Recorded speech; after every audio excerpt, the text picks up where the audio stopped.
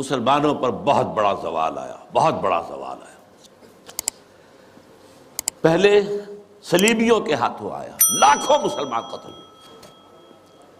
Mediterranean کا پورا علاقہ جو ہے وہ عیسائیوں کے قبضے میں چلا گیا۔ یروشلم ہمارے ہاتھ سے نکل گیا، 88 برس تک عیسائیوں کے پاس رہا، 1099 سے 1187 تک۔ اس کے بعد پھر ایک مرتبہ لے لیا ہے، 13ویں صدی کے شروع میں پھر عیسائیوں نے واپس لیا، پھر واپس لیا گیا ہے۔ بہرحال یہ پہلا جو تھا زوال کا ہمارا پہلی سیڑھی تھی، لیکن اس کے بعد زوال آخری انتہا کو پہنچا ہے 13ویں صدی میں، تاتاریوں کے ہاتھوں کروڑوں مسلمان قتل ہوئے۔ میں جو بات بتا رہا ہوں وہ یہ ہے کہ اسلام اور مسلمان کو ایک شے نہ سمجھیے۔ ابتدا میں وہ ایک تھے، خلافت راشدہ کے بعد اسلام کا زوال، لیکن مسلمانوں کا عروج جاری رہا، بلکہ وہ اپنی انتہا کو پہنچا۔ پھر مسلمانوں کا بھی زوال آ گیا، لیکن اس کے کچھ عرصے بعد معجزہ رونما ہوا کہ پاسباں مل گئے کعبے کو صنم خانے سے، ہے یہاں فتنہ تاتار کے افسانے سے۔ جن تاتاریوں کے ہاتھوں کروڑوں مسلمان قتل ہوئے تھے وہی اسلام لے آئے، اسلام نے انہیں فتح کر لیا۔ بہرحال پھر ترکوں کے زیر قیادت مسلمانوں کا دوسرا عروج آیا ہے۔ ترکان تیموری ہندوستان میں، ترکان صفوی ایران میں، ترکان سلجوقی مڈل ایسٹ میں، ترکان عثمانی Ottomans, the great Ottoman empire for 4 centuries 400 years، خلافت بھی ان کے پاس رہی، پھر ان کا بھی زوال آ گیا۔ اور یوں سمجھیے کہ پچھلی صدی کے آغاز میں پہلی جنگ عظیم کے بعد اسلام اور مسلمان دونوں انتہائی زوال کی حالت میں تھے، دونوں۔ لیکن بہرحال اس کے بعد ایک تھرڈ اپورڈ موومنٹ شروع ہوئی ہے، وہ ایک علیحدہ مسئلہ ہے۔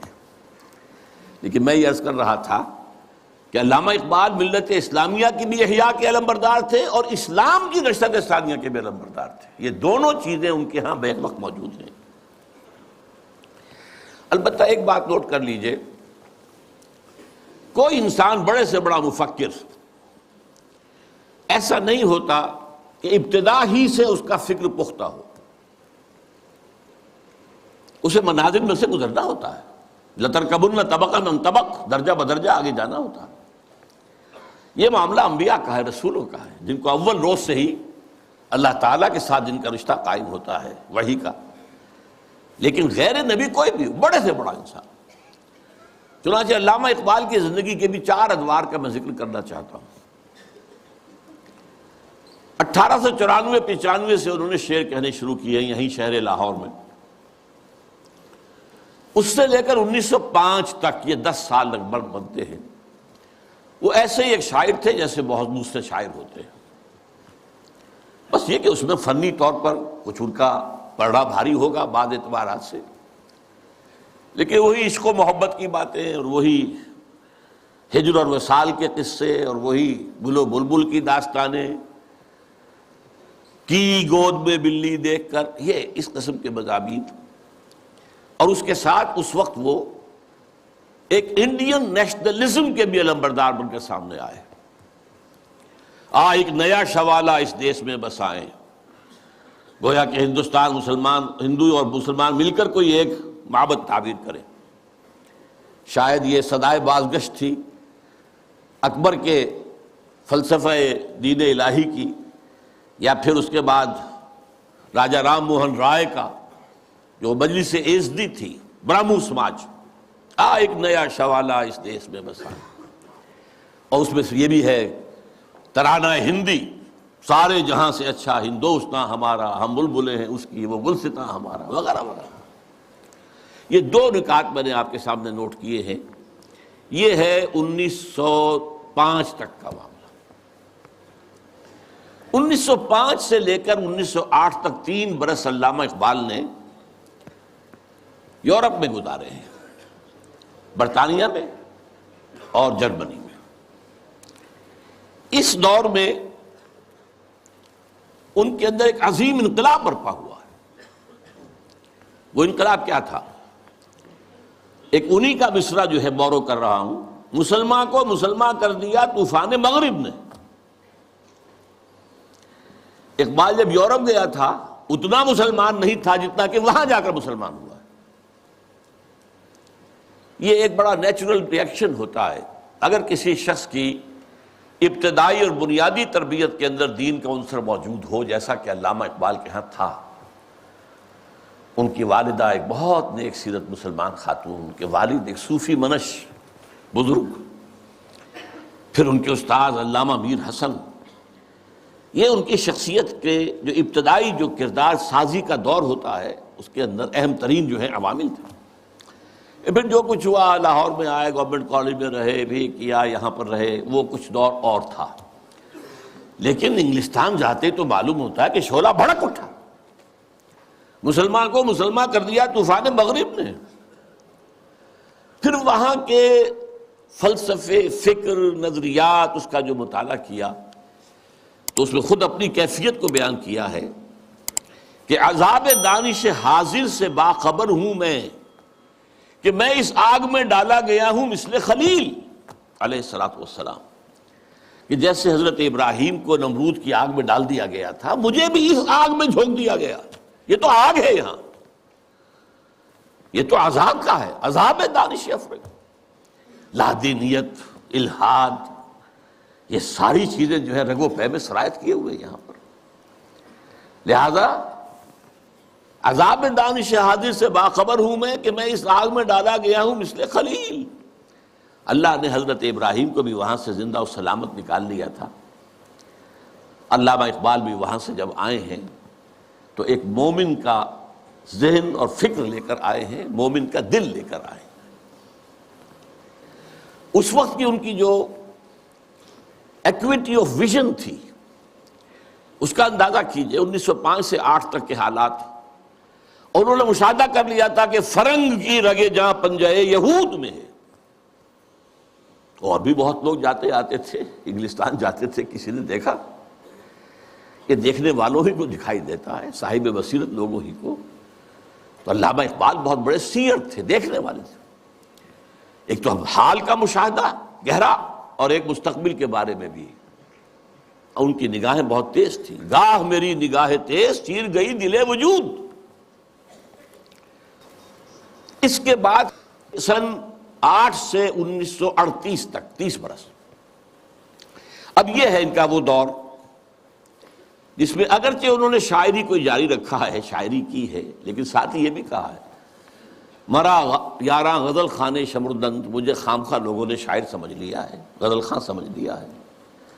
اور شکوہ کیا ہے کہ ہر کسے از ظن خود شد یاد من وز درون من نجست اسرار من۔ میرے بہت سے دوست بنے ہوئے ہیں، عقیدت مند ہیں، آتے ہیں، سب کچھ ہے، لیکن کوئی میرے اندر جھانک کر نہیں دیکھتا کہ اس کے اندر ہے کیا، وہ کیا چیز ہے جو مجھے بے چین کیے ہوئے، اس سے کسی کو دلچسپی ہی نہیں ہے۔ یہ جو دور ہے 30 برس کا، میرے نزدیک اس میں اقبال کی سب سے بڑی حیثیت یہ ہے کہ وہ قرآن مجید کا اس دور کا سب سے بڑا شارح ہے۔ میں لفظ تفسیر استعمال نہیں کر رہا، وہ ایک ٹیکنیکل ٹرم ہو جائے گی۔ شارح اقبال قرآن، اور ساتھ ہی سب سے بڑا داعی ہے۔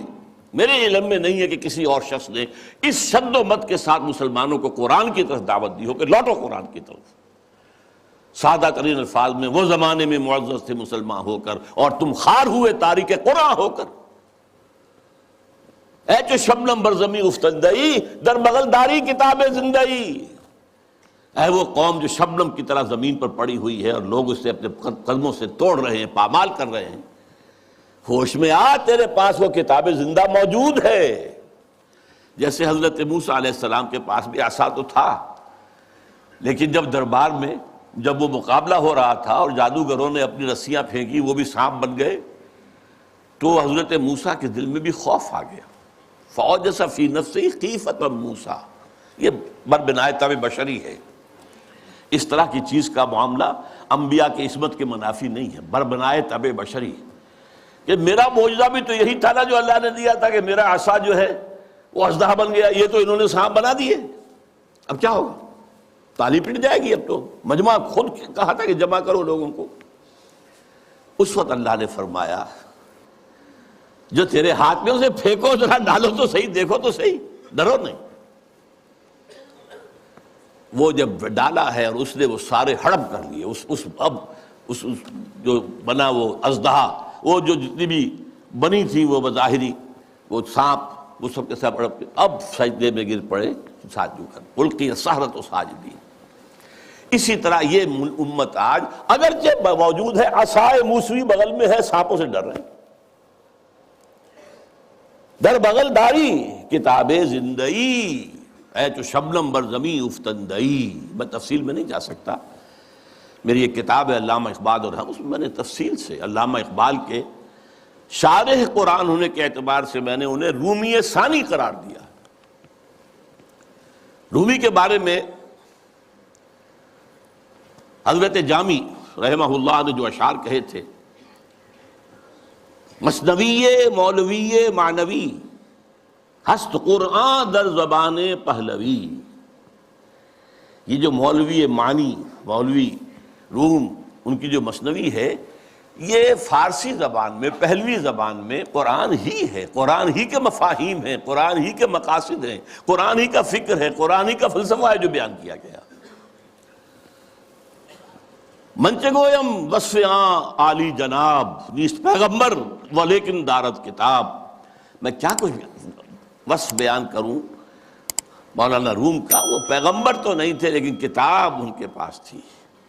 کتاب جو ہے مثنوی مولوی مان. بالکل یہی بات جامی ہی کے طرح کے بہت بڑے شاعر تھے, جالندھر کے گرامی, اور انہوں نے یہ بات کہی تھی, در دیدہ مانی نگراں حضرت اقبال, پیغمبر یہ کر دو پیغمبر نتنا شد. جو لوگ معنی پر نگاہ رکھتے ہیں, جو لوگ صرف الفاظ کو نہیں دیکھتے, گہرائی میں جاتے ہیں, ان کے نزدیک تو حضرت اقبال کا معاملہ یہ ہے کہ انہوں نے پیغمبری کی ہے, اگرچہ انہیں پیغمبر نہیں کہہ سکتے, معاذ اللہ ثم معاذ اللہ ثم معاذ اللہ. بہرحال یہ میرے نزدیک 1908 کے بعد سے لے کر ملت کے احیاء کا نعرہ, ملت کے احیاء کی نوید جاں فضا, اسلام کے نشت ثانیہ کے دور کے آغاز کی بشارتیں بھی سنائیں, اور اس کے لیے ایک فکری مواد پیدا کیا, مغربی فکر پر تنقید کی, زوردار تنقید کی, ان کی سیاست پر تنقید کی. انسانی حاکمیت کہاں سے لے آئے ہو؟ سروری زیبا فقط اس ذات بے ہنتا کو ہے, حکمراں ہے ایک وہی باقی بتانے آزری. حاکمیت تو صرف اللہ کو ہے, کسی کو یہ حق حاصل نہیں. اللہ کی حاکمیت, انسانی حاکمیت چاہے فرد واحد کی ہو, فرعون ہو, نمرود ہو, تو جتنی بڑی نجاست کا ایک بہت بڑا, یوں سمجھئے کہ بہت بڑی گانٹھ جو ہے کسی کے سر پر رکھ دی گئی ہے, ٹنوں, وہ اگر ایک ایک ماشا کر کے سب میں بانٹ دی جائے گی تب بھی تو نجاست ہی رہے گی. انسانی حاکمیت کا تصور جو ہے وہ نجاست ہے, وہ کفر ہے, وہ شرک ہے. توحید کیا ہے؟ اللہ کی حاکمیت. معیشت پر جو ان کا نظام ہے, جس طریقے سے انہوں نے مغربی معیشت کے تار و پود بکھیرے ہیں, جس طریقے سے کہ جو یہ بینکنگ سسٹم پر انہوں نے کہا ہے, ای ملوک ای فکر چالاک یہود, یہ بینک کیا ہیں؟ یہ یہودیوں کے دھوکہ دینے والی فکر کا نتیجہ ہے. نور حق از سینہ آدم ربود, آدم کے دل سے, آدم کے سینے سے وہ نور حق جو ہے, وہ جو نفخت فیہ من روحی, وہ جو روحانی عنصر ہے انسان کا, جس کا محل قلب ہے, اس کو نکال باہر کیا. اور ذرا غور کیجئے, حیرت ہوتی ہے جذبات کی شدت. تا تہو بالا نہ گردہ دی نظام, دانش و تہذیب و دین سودائے خام. جب تک یہ بینکوں کا نظام تلپٹ نہیں کیا جاتا, جڑ سے اکھاڑ کر نہیں پھینکا جاتا, کہاں کی دانش, کہاں کی تہذیب اور کہاں کا دین؟ اندازہ کیجیے, عرض کیجیے جوہر اندیشہ کی گرمی کہاں, کچھ خیال آیا تھا, وحشت کا کہ صحرا جل اٹھا. پھر وطنیت, نیشن سٹیٹ کا تصور ان تازہ خداؤں میں بڑا سب سے وطن ہے. اس دور میں میں اور ہے، جام اور ہے، جم اور. ساقی نے بنا کی روش لطف و ستم اور. مسلم نے بھی تعمیر کیا اپنا حرم اور. تہذیب کے آذر نے ترشوائے صنم اور نئے نئے بت. ان تازہ خداؤں میں بڑا سب سے وطن ہے، جو پیرہن اس کا ہے وہ مذہب کا کفن ہے. نظارہ دیری نہ زمانے کو دکھا دے، اے مصطفی خاک میں اس بت کو ملا دے. اسلام تیرا دیس ہے، تو مصطفی ہے، بازو تیرا توحید کی قوت سے قوی ہے. اب یہ تصورات سے اندازہ کیجیے، یہ کوئی شاعری کے مضامین ہے؟ یہ وصل و ہجر کی باتیں ہو رہی ہے؟ کیا ہو رہا ہے؟ یا محبوب کے لب لعلین کی کا کوئی تذکرہ ہو رہا ہے، یا اس کے وہ گیسوؤں کی کوئی؟ یہ تو نہیں، تو بات ہی کچھ اور ہے. یہ شاعری تو نہیں. نغمہ کجا و من کجا، ساز سخن بہانہ ایست، سوئے قطار می کشم ناقہ بے زمام را. یہ امت جو بکھر گئی ہے، یہ لوگ، فکری انتشار ہے، عملی انتشار ہے، فقہی انتشار ہے، نہ معلوم کیسے کیسے انتشار ہیں. انہیں سب کو پھر ایک لائن میں لا کر، ایک قطار میں لا کر ایک قافلے کی شکل دینا چاہتا ہوں. اس کے لیے میں نے شاعری کو اپنا ذریعہ بنایا ہے. اس میں سے بھی جو میں نے آپ کو 30 سال گنوائے ہیں، 8 سے لے کر اور 38 تک، 1908 سے 1938، آخری 8 سال بہت اہم ہے، بہت اہم ہے، بہت اہم. 37 تا 38، اس میں جو ان کے کارنامے ہیں، ان میں سب سے بڑا کارنامہ نوٹ کر لیجئے، مسلم لیگ کی تحریک میں احیاء اسلام کا انجیکشن لگانا. مسلم لیگ 1906 میں قائم ہوئی ڈھاکہ میں. اس میں نہ شامل تھے محمد علی جناح، میں ان کا نام اس لیے لے رہا ہوں، قائد اعظم نہیں کہہ رہا، اس وقت وہ قائد اعظم نہیں تھے. نہ علامہ اقبال، علامہ اقبال تو تھے ہی نہیں، وہ یورپ میں تھے. لیکن یہ کہ مسٹر جناح موجود تھے ہندوستان میں، لیکن وہ کانگریس کے رکن تھے، دادا بھائی نوروجی کے سیکرٹری تھے، مسلم لیگ میں نہیں آئے. بڑی مشکل سے کہنے سننے سے مولانا محمد علی جوہر کے وہ مسلم لیگ میں آئے، لیکن پھر بھی اپنی ڈوئل ممبرشپ برقرار رکھی، کانگریس کی بھی اور مسلم لیگ کی بھی، اور سر توڑ کوشش کی ہے. اس وقت تک یوں سمجھیے کہ جو 24 برس ہیں، 6 سے لے کے 30 تک، مسلم لیگ کی حیثیت جو ہے، نمبر ایک تو یہ کوئی عوامی جماعت تھی ہی نہیں. اگر موقع ملا تو میں قائد اعظم کا بھی ایک قول اس میں نقل کروں گا. یہ ایک بس ادارہ سا تھا، کچھ بڑے ایلیٹ مسلمانوں کے، کچھ نوابزادے، کچھ جاگیردار، کچھ اور اسی اعتبار سے نمایاں لوگوں کا بس ایک انجمن تھی.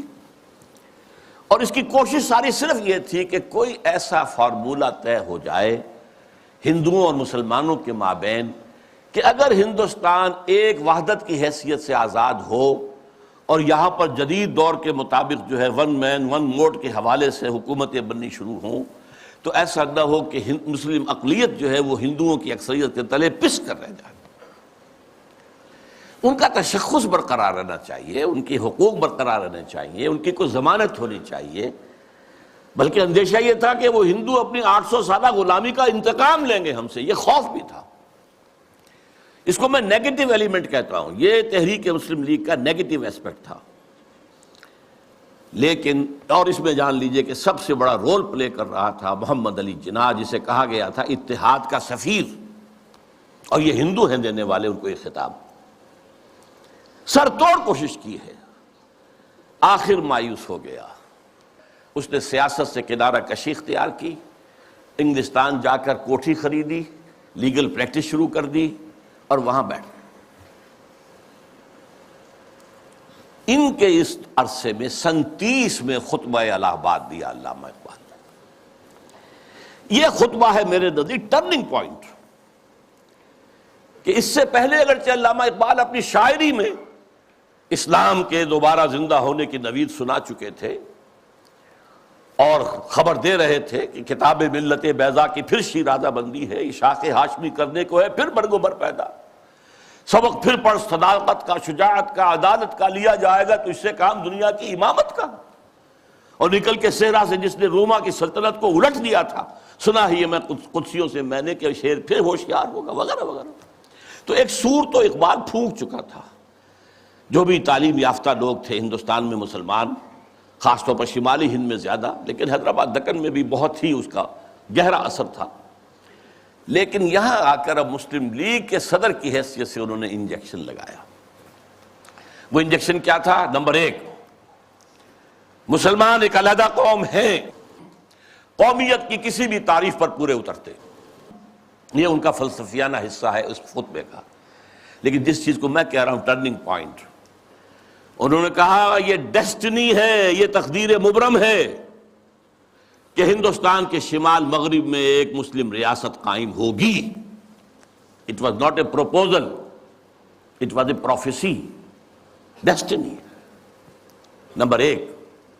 نمبر دو، اور اگر ایسا ہو گیا تو ہمیں موقع مل جائے گا کہ اسلام کے تابناک چہرے پر جو بدنما داغ اور دھبے آ گئے تھے عرب ملوکیت کے دور میں، لفظ کیا ہے؟ عرب امپیریلزم، یہ بنو امیہ کا دور، یہ بنو عباس کا دور، پھر ترکان عثمانی کے دور، یہ بادشاہتیں تھیں۔ اس میں خلافت کا تو سوال نہیں، نام خلافت کا رہا، خلفائے بنو امیہ اور خلفائے بنی عباس اور خلفائے بنو عثمان وغیرہ، آل عثمان۔ اب اس دور میں جو نقشہ اسلام کا آیا ہے دنیا کے سامنے، وہ ظاہر رہا بہت بدنما ہے، بہت داغدار ہے۔ اگر ہمیں آزاد ایک مسلمان ریاست مل جاتی ہے، ہمیں موقع مل جائے گا کہ ان بدنما داغوں اور دھبوں کو ہٹا کر دھو کر صحیح اسلام کا ایک نقشہ پوری دنیا کے سامنے پیش کریں۔ یہ ہے پازیٹیو انجیکشن۔ یہاں سے مسلم لیگ کا دور ثانی شروع ہوتا۔ اب وہ صرف منفی نہیں تھا، اب وہ تحفظات ہی کی بات نہیں تھی، اب یہ کہ اس میں ایک مثبت، ایک مقصد، نصب العین، ایک اعلیٰ ہدف، ایک اونچا آدرش قائم ہو گیا۔ اس زمانے میں اعظم اکرام صاحب جو ہیں، جن کی مشہور کتابیں ہیں روض کوثر، موج کوثر، آب کوثر، بہت ہی بڑے پڑھے لکھے آدمی تھے۔ اس زمانے میں آکسفورڈ میں پڑھتے تھے۔ قائد اعظم سے ملاقات کے لیے گئے اور کہا آپ کیوں چھوڑ کر آ گئے ہندوستان کو؟ ہندوستان کے مسلمانوں کو آپ کی قیادت کی ضرورت ہے۔ میں حیران ہو گیا ان کے دو جملے پڑھ کر، ہندوز آر انکورجیبل، ہندو ناقابل اصلاح ہے۔ میں نے سر توڑ کوشش کر کے دیکھ لی، وہ کوئی عقل کی بات سننے کو تیار نہیں۔ ہندوز آر انکورجیبل۔ اور مسلمانوں کا حال یہ ہے کہ ان کا بڑے سے بڑا لیڈر جو بات مجھ سے صبح کہتا ہے، شام کو جا کر وہ اپنی سطح کے مطابق یا ڈپٹی کمشنر سے یا گورنر سے کہہ دیتا ہے۔ تو ایسی قوم کی رہنمائی میں کیسے کروں؟ لیکن پھر یہ اقبال ہے جو میدان میں آیا ہے۔ 1932 کی گول بیس کانفرنس میں شرکت کے لیے علامہ اقبال لندن گئے۔ محمد علی جناح اس میں شریک نہیں تھے کیونکہ وہ تو سیاست چھوڑ چکے تھے۔ اس موقع پر محمد علی جناح سے ملاقاتیں کی ہیں علامہ اقبال نے، اور یہی مثبت انجیکشن ان کو لگایا۔ تو وہی انجیکشن جو ہے اقبال نے مسلم لیگ میں بحیثیت مسلم لیگ 1930 میں لگایا، اور محمد علی جناح کے جسم میں 1932 میں لگایا، اور اس نے جناح کی قلب ماہیت کر دی، جناح کو بدل کر رکھ دیا۔ اور میں اسے کہا کرتا ہوں کہ جیسے مولانا روم کہتے ہیں، مولوی ہرگز نہ شد مولائے روم، تا غلام شمس تبریز نہ شد۔ شمس تبریز کی ملاقات سے پہلے میں مولوی تھا، مولوی، مجھے جو مولائے روم بننے کی سعادت حاصل ہو گئی ہے، یہ تو شمس تبریز کی صحبت۔ مولوی ہرگز نہ شد مولائے روم، تا غلام شمس تبریز نہ شد۔ اسی طرح محمد علی جناح کبھی قائد اعظم نہیں بن سکتا تھا اگر اقبال نے اس کے اندر یہ انجیکشن نہ لگایا ہوتا۔ میں اس کے ثبوت کے لیے چاہتا ہوں ذرا یہ ایک میں کوٹیشن دے رہا ہوں۔ 21 اپریل 1932 کو جب علامہ کا انتقال ہوا ہے تو اس وقت جو ہے ایک بہت بڑی پبلک جلسہ جو ہے ہو رہا تھا،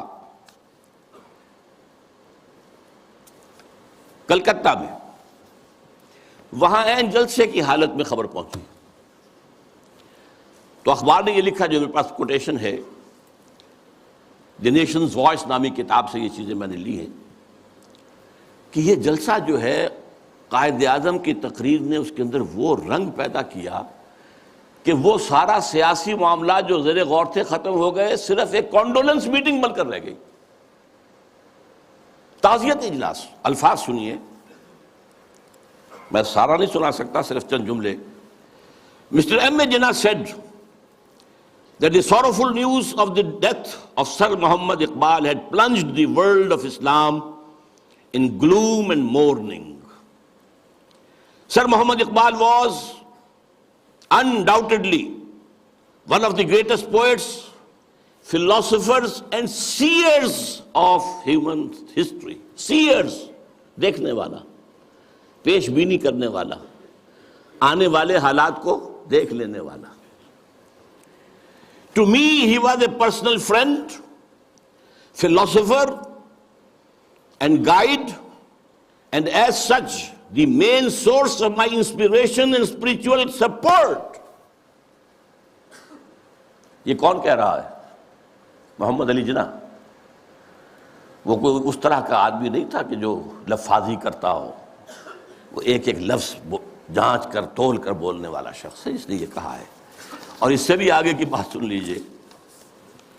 If I live to see the ideal of Muslim state being achieved in India, and then if I were offered to make a choice between the works of Iqbal and the rulership of that Muslim state, I would prefer the former. اگر ہم پاکستان حاصل کر سکے اور اس میں اگر موقع آیا اور مجھ سے کہا گیا کہ اب آپ کے پاس دو چوائسز ہے، یا علامہ اقبال کے کلام کو قبول کر لیجئے اور یا اس ملک کی حکمرانی، تو میں علامہ اقبال کے کلام کو ترجیح دوں گا۔ پھر میں عرض کر رہا ہوں، یہ الفاظ کس کے ہیں؟ قائد اعظم کے۔ بلکہ ایک اور میں اس کو آپ کو سنانا چاہتا ہوں، ایک جملہ اور۔ In April 1936, I thought transforming the Muslim League, which was then only an academical institution, into a parliament of the Muslims of India. From that time to the end of his life, he, yani Iqbal, continued, Qaid Azam ne kaha, he continued, Iqbal stood as a rock by him. He was not only a great poet who had a permanent place in the history of the world's best literature, but he was also a very dynamic personality. بہرحال یہ پہلی بات تھی جو میں نے گنوائی ہے۔ دوسری بات جو نگاہوں سے بالکل پوشیدہ ہے، یہ بات بھی خفی ہے۔ اقبال کا انفلوئنس قائد اعظم پر یہ لوگوں کے ذہنوں میں نہیں ہے، جس کو میں چاہتا ہوں کہ واقعتاً سمجھا جائے، تاریخ کے آئینے میں دیکھا جائے۔ دوسری بات جو بالکل ہی خفی ہے، سن 32 سے 35 تک علامہ ایک ایسی جماعت قائم کرنے کی کوشش کرتے رہے جو اسلام کے احیاء اور اسلام کی نشرت ثانیہ کا کام کر سکے۔ حالانکہ وہ مسلم لیگ میں تھے، قائد اعظم کے ساتھی تھے، ان کے ساتھ ادنا کارکن کی حیثیت سے بھی شریک رہے، انہوں نے ہی 1930 کا خطبہ دیا، لیکن وہ یہ محسوس کرتے تھے اور صحیح محسوس کرتے تھے کہ مسلم لیگ کی تحریک کے نتیجے میں ایک مسلم قومی ریاست تو قائم ہو سکتی ہے، اسلامی ریاست قائم نہیں ہو سکتی۔ لہذا سن 32 سے 35 تک کے عرصے کے درمیان ان کی کوشش رہی کہ ایک جماعت بنے۔ وہ جماعت کیا ہو؟ پریکٹسنگ مسلمز کے اوپر مشتمل ہو، جو اسلام پر عمل کرے۔ ویسے یہ کتاب پوری تفصیل سے آپ اس میں پڑھ سکیں گے، علامہ اقبال کی آخری خواہش، یہ پورا ڈاکومنٹ ہے۔ اللہ کا شکر ہے کہ جو اب سامنے آ چکا ہے۔ پھر یہ کہ اس کا نظم جو ہے عمارت کی بنیاد پر ہو، صدارت کی بنیاد پر نہیں، وہ عمارت بیعت کی بنیاد پر ہو، اور وہ کبھی الیکشن میں حصہ نہ لے۔ یہ چار چیزیں نوٹ کر لیجئے۔ یہ بہت سے اعتبارات سے مسلم لیگ کا اینٹی تھیسس بنتا ہے، اس کی کوشش کر رہے تھے۔ اس کی وجہ کیا ہے؟ وہ بات جو بعد میں علامہ کے انتقال کے 2 سال بعد مولانا مودودی نے کہی ہے 1940 میں اسٹریچی ہال علی گڑھ یونیورسٹی میں، جو ایک کتاب کی شکل میں شائع ہوتی ہے، اسلامی حکومت کیسے قائم ہوتی ہے۔ مین تھیم یہی تھا کہ مسلمانوں کی ایک قومی تحریک کی بنیاد پر ایک قومی ریاست تو وجود میں آ سکتی ہے، اسلامی نہیں آ سکتی۔ اس میں ہر طرح کا آدمی آ سکتا ہے، ہر کردار کا آدمی آ سکتا ہے، ہر شخص آ سکتا ہے، نمازی ہے یا نہیں ہے، روزہ رکھتا ہے یا نہیں رکھتا ہے، شاعر اسلام سے تعلق ہے یا نہیں ہے، قادیانی ہے یا کوئی اور ہے، کچھ ہو، کوئی بھی ہو، نام مسلمان کا ہونا چاہیے۔ مسلم لیگ کا تو معاملہ یہ تھا۔ اس سے ظاہر بات ہے اسلامی ریاست قائم نہیں ہو سکتی۔ یہ بات علامہ اقبال کے دل کی بات ہے۔ مولانا مودودی کو بلانے والے دکن سے علامہ اقبال تھے۔ مسلم نیشن ہوڈ کی بات جو 1930 میں علامہ اقبال نے کی تھی اپنے خطبے میں، اسے نہایت سلیس پیرائے کے اندر واضح کرنے والے علامہ مولانا مودودی تھے، مسئلہ قومیت کے نام سے۔ اسی آخری دنوں میں یہ جو نظمیں ان کی آئی ہیں جو 1935 کے بعد کہی گئی ہیں اور جو ان کی زندگی میں شائع بھی نہیں ہوئی، یہ ان کے زندگی بھر کی سوچ کا نچوڑ ہے۔ ظاہر بات ہے، جو میں نے کہا تھا کہ مفکر ہو، فلسفی ہو، اس کے فکر میں ارتقاء ہوتا ہے، ارتقاء ہوتے ہوتے وہ اپنی انتہا کو پہنچتا ہے۔ لہٰذا اقبال کے فکر کا ارتقاء جو ہے وہ ان نظموں میں ہے کہ جو ان کے انتقال کے بعد شائع ہوئی ہیں، ارمغان حجاز ان کی زندگی میں شائع نہیں ہو سکی، چونکہ اس وقت تک اردو کی نظمیں تھیں بہت کم، علیحدہ کتابی شکل میں نہیں شائع کی گئی، بلکہ فارسی کے ساتھ ہی ملا کر اس کو فارسی اردو جمع کر کے شائع کیا گیا۔ اور دوسرے، جیسا کہ میں نے عرض کیا، انہوں نے ایک نئی جماعت کا جو ہے تصور پیش کیا اور کوشش کی کہ وہ قائم ہو جائے۔ ایک چھوٹا سا نکتہ اور کہ میں نے اپنے لیے ایک لقب اختیار کیا ہے، یکے از رگ ہائے ساز اقبال۔ اس کا پس منظر کیا ہے؟ زندگی کے آخری ایام میں حضرت علامہ بہت تشویش میں تھے کہ میرا وقت اب آ رہا ہے، قریب آ گیا ہے، میں جانے والا ہوں۔ اور انہیں اپنے آس پاس کوئی آدمی ایسا نظر نہیں آ رہا تھا کہ جو ان کے اس مشن کو آگے لے کر بڑھ سکے۔ میں قرآن مجید میں جب غور کرتا ہوں تو معلوم ہوتا ہے جو حضرت زکریا کی کیفیت تھی، جبکہ انہوں نے دعا کی اللہ سے، اللہ مجھے بیٹا عطا کر دے، میں اب بوڑھا ہو گیا ہوں، وَإِنِّي خِفْتُ الْمَوَالِيَ مِنْ وَرَائِي، اب میں جو موالی ہیں، میرے آس پاس ہیں، ارد گرد لوگ ہیں، رشتہ دار ہیں، ان سے تو مجھے اندیشہ ہے کہ وہ اس راستے پر نہیں چل پائیں گے۔ فَهَبْ لِي مِن لَدُنْكَ وَلِيًّا، مجھے کوئی ولی عطا کر دے۔ اللہ نے پھر حضرت یحییٰ کی بشارت دی۔ یہ تشویش تھی جو علامہ اقبال کے ذہن میں تھی۔ آخری دنوں کے ان کے 2 اشعار بہت مشہور ہیں، سرود رفت باز آیت کے نایت، نسیم از حجاز آیت کے نایت، سرآمد روزگار این فقیر دیگر دانا راز آیت کے نایت۔ اچھا، دیگر دانا راز کے بارے میں ایک اور ان کی نظم جو ہے جو زبور عجم میں ہے، اس کا بھی مرکزی شعر یہی ہے۔ پہلا شعر بہت اہم ہے، اگرچہ میرے اس وقت کے موضوع سے متعلق نہیں ہے، لیکن میں اس کا ذکر کروں گا ضرور، اس لیے کہ علامہ کے بارے میں ایک عام غلط فہمی یہ ہے کہ وہ حضرت مہدی کے ظہور اور حضرت عیسیٰ کے نزول کے قائل نہیں تھے۔ ایسی بات غلط ہے۔ یہ زبور عجم کی نظم سنا رہا ہوں آپ کو۔ خضر وقت از خلوت دشت حجاز آید بروں، کارواں زی وادی دور و دراز آید بروں۔ یہاں حضرت مہدی کے لیے خضر وقت، اپنے وقت کا خضر، رہنما، وہ لفظ استعمال کیا ہے، مذہبی اصطلاح استعمال نہیں کی ہے، لیکن خلوت دشت حجاز سے برآمد ہوں گے۔ اس میں شیعہ سنی دونوں کنسپٹ جمع ہو گئے۔ شیعوں کے نزدیک ان کے 12ویں امام روپوش ہے، وہاں سے برآمد ہو جائیں گے، اور سنیوں کے نزدیک حضرت ام سلمہ رضی اللہ تعالی عنہ کی ایک روایت کے مطابق وہ روپوش ہوں گے، مکے میں چھپے ہوئے ہوں گے۔ تو یہ دونوں تصورات جمع ہو گئے۔ خلوت دشت حجاز، خضر وقت از خلوت دشت حجاز آیت بروں، کارواں زی وادی دور و دراز آیت بروں۔ قافلہ جو چلے گا وہ اس وادی دور و دراز سے، اس کون سی وادی جہاں اقبال تھا، اور حضور کی حدیث ہے یخرج ناس من المشرق یؤتون للمہدی یعنی سلطان ہی، مشرق کے ایک ملک سے فوجیں آئیں گی جو حضرت مہدی کی حکومت کو قائم کریں گی، مضبوط کریں گی۔ اس حدیث کی تعبیر ہے کہ کارواں زی وادی دور و دراز آیت بروں۔ اب اس میں ایک درمیانی شعر بھی ہے، عمر حاضر کعبہ و بتخالہ می نالد حیات، تازہ بزم عشق یک دانائے راز آیت بروں۔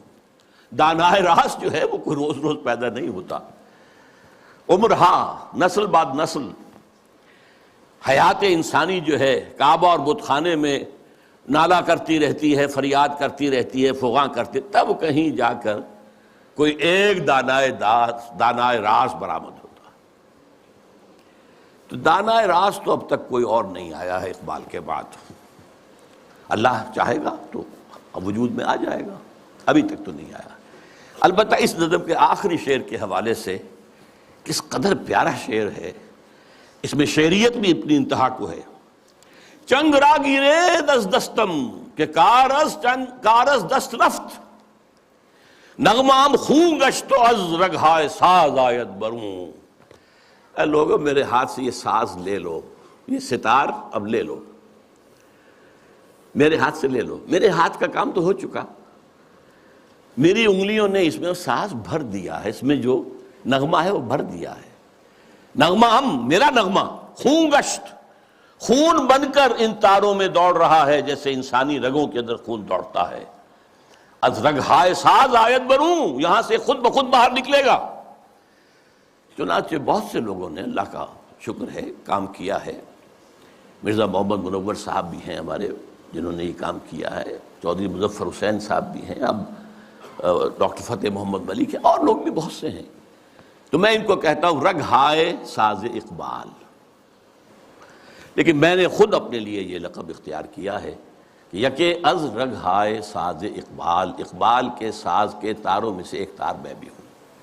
اب میں چاہتا ہوں کہ ذرا اس آخری جو نظم ہے ان کی زندگی کی، اور جس میں میرے نزدیک ان کا پیغام جو ہے امت مسلمہ کے نام، وہ جامعیت کے ساتھ آ گیا ہے، تمثیلی پیرائے میں۔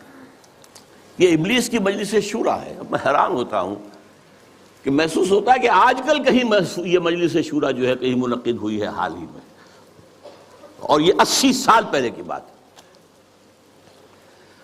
ابلیس صاحب جو ہیں صدر ہیں، ظاہر بات ہے اس اپنی مجلس شورا کے، وہ پہلے اوپننگ ایڈریس کر رہے ہیں، یہ عناصر کا پرانا کھیل یہ دنیائے دوں۔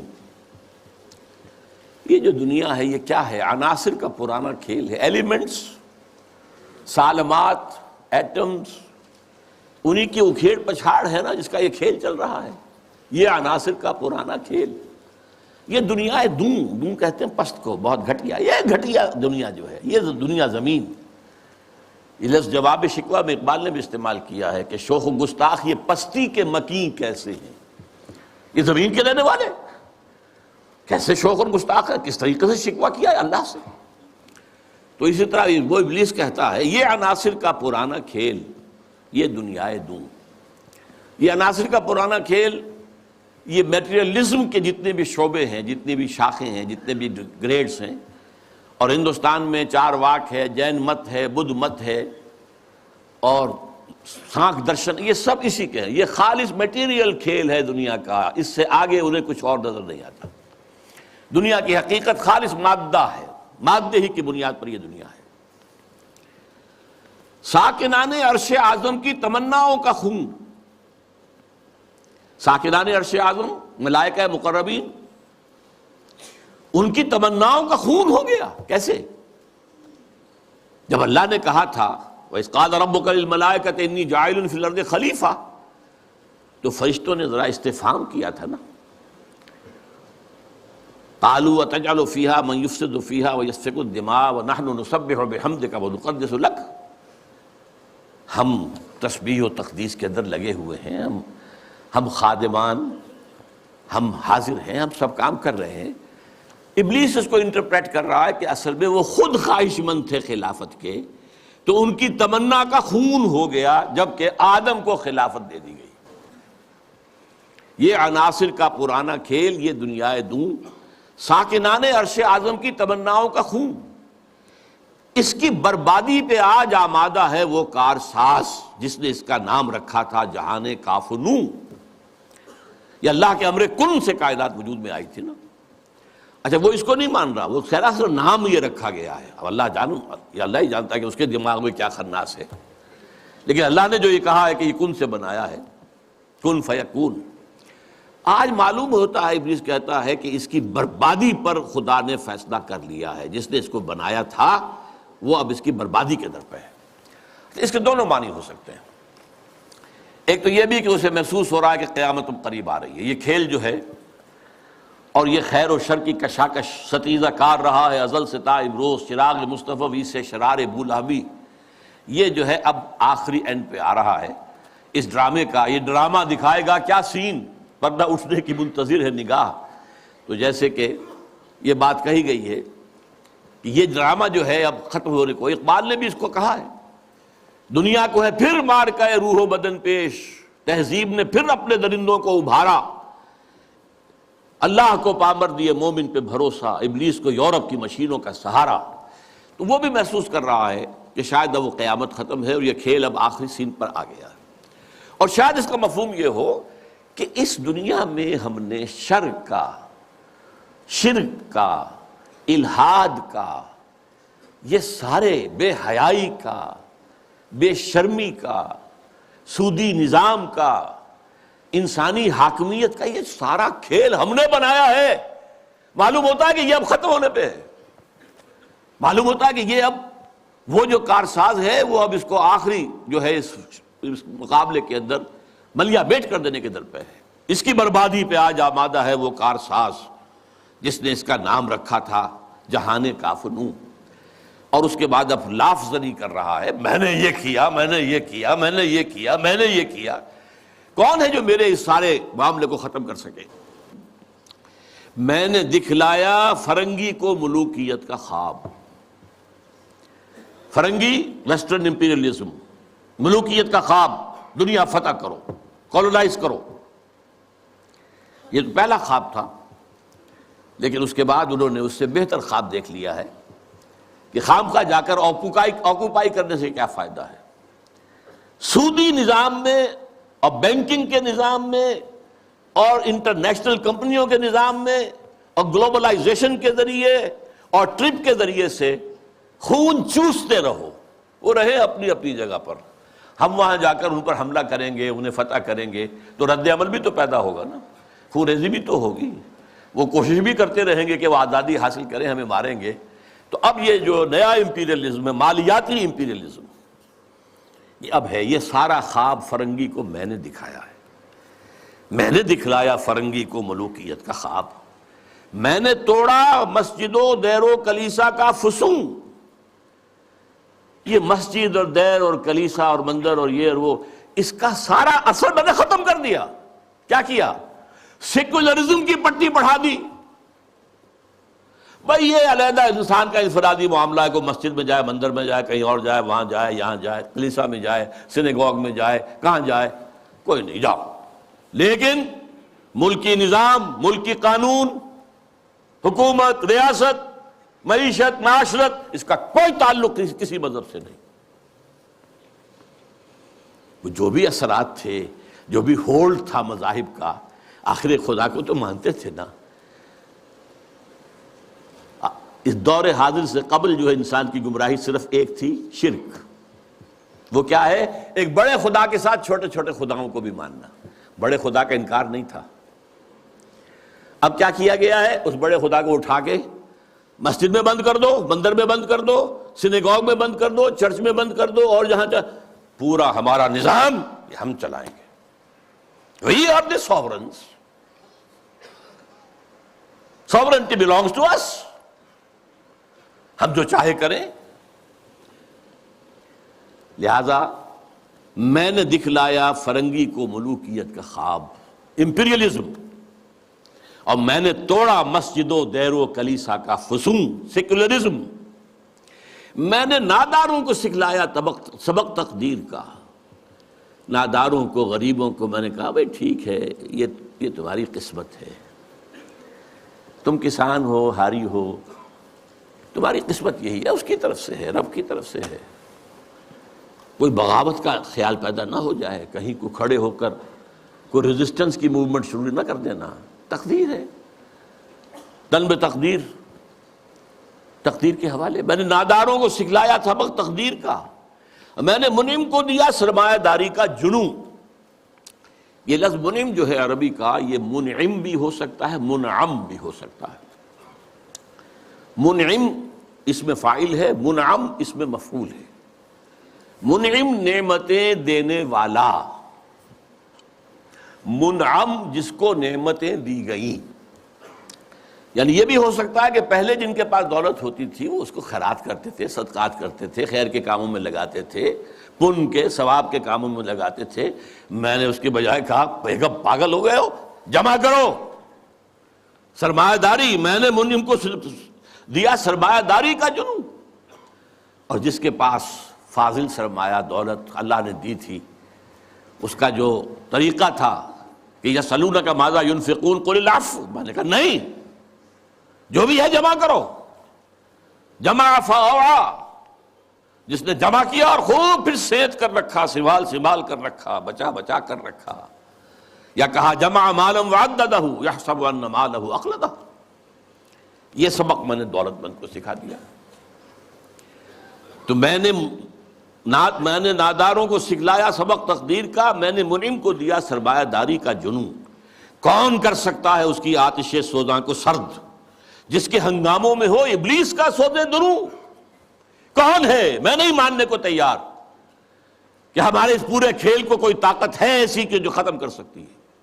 یہ لفظ نہیں کر رہا ہے، آخر کچھ خود سیلف ایشورنس کے لیے بھی، کچھ ساتھیوں کے بھی جو دل بڑھانا ہوتا ہے نا، آخر چاہے آدمی دیکھ رہا ہو کہ I am fighting a losing battle, لیکن پھر بھی ساتھیوں کو تو برقرار رکھنے کے لیے دل بڑھانا، کوئی دل جوئی کرنا، کوئی حوصلہ دینا۔ کون کر سکتا ہے اس کی آتش سوزاں کو سرد، جس کے ہنگاموں میں ہو ابلیس کا سودے دروں، اور جس کی شاخیں ہوں ہماری آبیاری سے بلند؟ کون کر سکتا ہے اس نخل کہن کو سرنگوں؟ بس یہ خطاب تو ختم ہو گیا۔ لیکن سوال یہ سمجھ میں نہیں آیا کہ آپ نے یہ مجلس شورا بلائی کائے کے لیے؟ تو اب پہلا مشیر جو ہے وہ گویا ہوتا ہے۔ اس میں کیا شک ہے کہ محکم ہے یہ ابلیسی نظام؟ آپ نے جو فرمایا سچ کہا، یہ ابلیسی نظام، یہ سیاسی نظام، یہ liberal democracy, human sovereignty basis پر، اور یہ جوئے اور سود پر مبنی سارا ظالمانہ استحصالی نظام معاشی، اور یہ بے حیائی کہ انسان حیوان بن گیا ہے۔ اقبال نے اپنی وہ جو ذرا غزلیں ان کی بانگ درا کے آخر میں ہیں، کچھ استہزائیہ انداز میں بھی ہیں، یہ کوئی دن کی بات ہے مرد ہوش مند، غیرت نہ تجھ میں ہوگی نہ زن اوٹ چاہے گی، وہ اوٹ بھی نہیں رہے گی۔ معاملہ اس درجے جو ہے فحاشی کی انتہا کو پہنچ جائے گا، پہنچا ہوا ہے۔ آپ کو معلوم ہے جو کچھ یورپ میں ہوتا ہے، ریلوے اسٹیشن کے پلیٹ فارم کے اوپر کھڑے ہوئے جو کچھ کر رہے ہوتے ہیں، وہ سب کے سامنے موجود۔ اس میں کیا شک ہے کہ محکم ہے یہ ابلیسی نظام؟ پختہ تر اس سے ہوئے خوئے غلامی میں عوام، یہ بہت اہم ہے۔ عوام کے اندر ایک پیسیمسٹک ایک انداز پیدا ہو چکا ہے۔ وہ ایکٹیوسٹ نہیں ہے، اب وہ کام کرنے کو تیار نہیں ہے، خوئے غلامی میں پختہ ہو گئے، دبے رہنے کے لیے تیار ہیں، ایکسپلائٹ کیے جانے کے لیے تیار ہیں۔ پختہ تر اس سے ہوئے خوئے غلامی میں عوام ہے، ازل سے ان غریبوں کے مقدر میں سجود، ان کی فطرت کا تقاضا ہے نماز بے قیام۔ نماز بے قیام کسے کہتے ہیں؟ وہ نماز جس میں قیام نہ ہو۔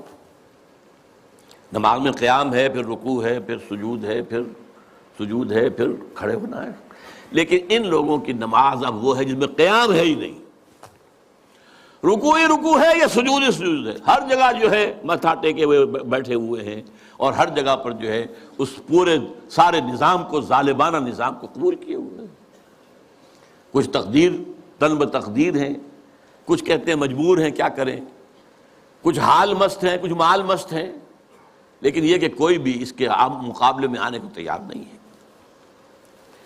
آرزو اول تو پیدا ہو نہیں سکتی کہیں، ہو کہیں پیدا تو مر جاتی ہے یا رہتی ہے خام۔ آرزو، امنگ، کوئی اعلیٰ اونچا خیال، کوئی اونچا اعلیٰ نصب العین، کوئی اونچا آدرش، کچھ نہیں، یہ ہے ہی نہیں۔ حیوان کی سطح پر انتظام آ چکا ہے۔ آرزو اول تو پیدا ہو نہیں سکتی کہیں، ہو کہیں پیدا تو مر جاتی ہے یا رہتی ہے خام۔ اگر ہو بھی جائے تو مر جاتی ہے فوراً۔ یعنی یوں سمجھیے کہ اول تو زمین بنجر ہے، یہاں سے کسی چیز کی رویدگی کا امکان ہی نہیں۔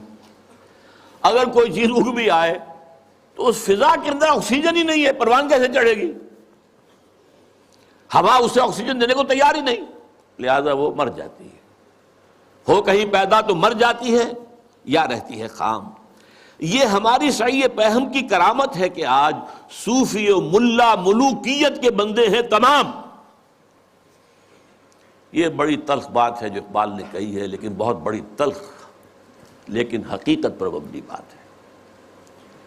صوفی و ملا ملوکیت کے بندے ہیں تمام۔ خلافت راشدہ کے بعد جو نظام ہمارا چلا ہے اس میں صوفی و ملا، علماء اور صوفیاء، ان کا نظام کیا تھا؟ ملوکیت کو سپورٹ،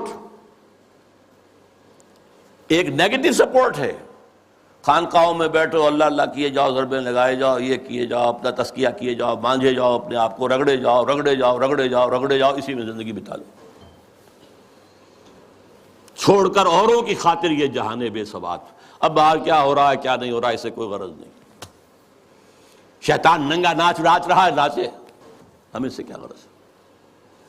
ہمارے پاس تو آئے ہیں، اتنے طالب ہیں، اتنے وہ سالک ہیں، وہ فلاں سالک آج اس مقام پر پہنچ گیا ہے، آج یہ مقامات، یہ سالک مقامات میں کھو گیا اور یہ امت خرافات میں کھو گئی۔ یہ سارا معاملہ جو ہے، اور ملا کا معاملہ کیا ہے؟ دو طرف سے۔ ملا نے سب سے پہلے، ہمارے فقہا نے متغلب کی حکومت کو جائز قرار دیا، یعنی اگر کوئی شخص اپنی قوت کے بل پر آ کر حکومت پر قبضہ کر لے تو جائز ہے، اور حکمران کے خلاف کوئی بغاوت نہیں کر سکتے جب تک کہ وہ تمہیں کفر کا حکم نہ دے۔ کفر کا کائے کو حکم دے گا؟ وہ اپنے عیش بنائے گا، اپنے محل بنائے گا، اپنے رنگ رلیاں کرے گا، اپنے آپ کو کفر کا حکم دینے کی ضرورت کیا ہے؟ یہ تصور ہے جو سنی اسلام کے اندر اس کی رگوں میں چلا گیا اور اس نے سن کر دیا اسلام کو۔ استثناء اگر ہے تو شیعہ اسلام ہے، وہ تسلیم نہیں کرتے، چاہے کھڑے نہ ہو، مقابلہ نہ کریں، تسلیم نہیں کرتے، ذہناً ریکنسائل نہیں کرتے، نفرت کرتے ہیں۔ یہی ان کی پوری تاریخ کے اندر ہے۔ لیکن ہمارے ہاں کیا ہے؟ شیخ الاسلام بن کر بیٹھے ہوئے ہیں۔ استاد نے، امام ابو حنیفہ نے تعاون گوارا نہیں کیا اس ملوکیت کے ساتھ۔ عہدے کی پیشکش کی گئی، قاضی القضات ہو جاؤ گے تم، تمہارا فتویٰ جو ہوگا وہی قانون بن جائے گا۔ ان کا نہیں، ہرگز نہیں۔ جیل کاٹی، ماریں کھائیں۔ شاگرد نے، قاضی ابو یوسف، عہدہ قبول کر کے تعاون شروع کر دیا۔ استاد نے کہا تھا مزارعت حرام، جس کی زمین ہے خود کاشت کرے۔ شاگرد صاحب نے کچھ تھوڑی سی شرطیں لگا کر مزارعت جائز۔ کیوں؟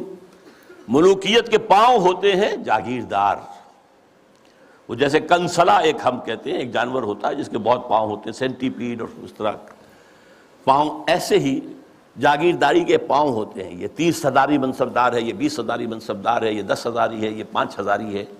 ان پاؤں پر ملوکیت کھڑی ہوتی ہے۔ یورپ میں کیا تھا؟ یہی فیوڈلز، بیرنز، لارڈز، ان کے اوپر بادشاہ۔ لہذا اور آپ نے دے دی بڑی جاگیر، لیکن ایک آدمی کیسے کاشت کرے گا؟ اسے مزارع چاہیے۔ ابو حنیفہ کہہ رہا ہے حرام ہے، کیسے بات بنے گی؟ لیکن نہیں، جواز ہے، یہ شرطیں لگا لو، جواز ہے۔ نمبر 3 اس سے بھی زیادہ تلخ، سود کی بھی ایک گنجائش اسلام نے پیدا کر دی۔ یہ ہماری فقہ، آپ جان لیجئے، فقہ کی بات کر رہا ہوں، کتاب و سنت ہے ہمارا دین اصل۔ ایتونی بشیء من کتاب اللہ و سنت رسولہ حتی اقول، یہ فقہ دین نہیں ہے۔ اور نمبر 2 علماء نے علم کلام کی جو بھی بات کی ہے، جو ان چیزوں کو جو بعض طبیعیاتی مسائل ہیں ان کو بحث کا، نزاع کا جو موضوع بنایا ہے، یہ دونوں چیزیں بھی، وہ اس سے بھی عمل کا جذبہ سرد ہو جاتا ہے۔ تو یہ پیسیفیکیشن جو ہے، پیسیفائی کر دینا عوام کو، طلب تقدیر ہو جانا، کوئی متغلب ہے تو کوئی بھی ہے بھائی طاقت والا ہے، آ گیا ہے، اب تو ماننا ہے، اب تو وہی امیر المومنین ہے، اب تو اسی کا حکم ماننا ہے، الا یہ کہ وہ کفر کا حکم دے بس۔ اور یہ کہ جاگیرداری جو ہے وہ جائز ہے، حالانکہ آپ کے علم میں رہنا چاہیے، پہلا مجدد اور مجدد کامل عمر بن عبدالعزیز، انہوں نے صرف 2 کام ہی تو کیے تھے نا، کیا تجدید کی تھی؟ ابھی نہ فرقہ بدت پرستی تھی، نہ فرقہ بندی تھی، نہ علم کلام تھا، نہ شاعرہ تھے، نہ اور لوگ تھے، کوئی بحثیں تھی ہی نہیں، 2 ہی چیزیں تھیں، ایک موروثی بادشاہت اور دوسرے جاگیریں، 2 ہی تو کام کیے انہوں نے کہا مجھے چونکہ نامینیٹ کیا ہے ایک شخص نے خلیفہ، میں نہیں تیار ہوں اس کو قبول کرنے کے لیے، الا یہ کہ لوگ چاہیں، لوگوں نے کہا ہم چاہتے ہیں، ٹھیک ہے، پہلی کی بات ختم ہو گئی۔ دوسری، انہوں نے منگائی کینچی اور ساری دستاویزات منگوا لی جو جاگیریں دی گئی تھیں ان سے پہلے، اور وہ سب کینچی سے، شریڈر اس وقت تک ایجاد نہیں ہوا تھا، بڑا ورنہ آسان کام ہو جاتا، وہ کینچی سے سارے قطر قطر کے پھینک دی، کوئی جاگیر نہیں۔ لیکن اس کے بعد کیا ہوا؟ جاگیرداری بھی آئی، غیر حاضر زمینداری آئی، یہ سارے شیطانی جو ہے چکر سارے کے سارے آ گئے۔ تو فرمایا یہ ہماری سعی پیہم کی کرامت ہے کہ آج صوفی و ملا ملوکیت کے بندے ہیں تمام۔ طب مشرق کے لیے موضوع یہی افیون تھی، ورنہ قوالی سے کچھ کم تر نہیں علم کلام۔ قوالی بھی کیا کرتی ہے؟ آپ کے قواعد عملی کو ختم کر کے سر دھنتے رہی ہے۔ علم کلام بھی یہی کرتا ہے، مسائل، اللہ کی صفات اس کی ذات پر اضافی ہیں یا اس کی ذات کا جز ہیں، صفات حادث ہیں یا قدیم ہیں، اس کائنات کا کیا ہے ربط حادث بالقدیم، یہ کائنات حادث ہے، اللہ کی ذات قدیم ہے، رابطہ کیا ہے ان کا، کیا کنیکشن ہے؟ یہ مسائل جو لا ینحل ہیں، یہ اس ماورا اس طبقے سے تعلق ہے ان تمام کا کہ ان کو حل ممکن نہیں۔ قرآن نے، حدیث نے ان کو چھیڑا ہی نہیں۔ ہے اپنی جگہ مسائل ہے، فلسفے میں بحثیں ہوتی ہیں، گفتگویں ہوتی ہیں، لیکن یہ کہ ان کو موضوع بنا لینا، انہی پر بحثیں ہونا۔ میں صرف تاریخی طور پر آپ کو بتا رہا ہوں، جب ترک قسطنطنیہ کا محاصرہ کیے ہوئے پڑے ہوئے تھے تو آیا صوفیہ جو ان کا سب سے بڑا چرچ تھا، اب بڑی مسجد ہے وہ، وہاں پر مناظرہ ہو رہا تھا کن مسائل پر؟ علماء عیسائیوں کے، ایک سوئی کی نوک پر کتنے فرشتے آ سکتے ہیں؟ حضرت عیسیٰ کی ولادت کے بعد بھی حضرت مریم کنواری رہ گئیں یا نہیں؟ اور جو لاسٹ سپر میں روٹی کھائی تھی حضرت عیسیٰ نے، وہ خمیری تھی یا فطیری تھی؟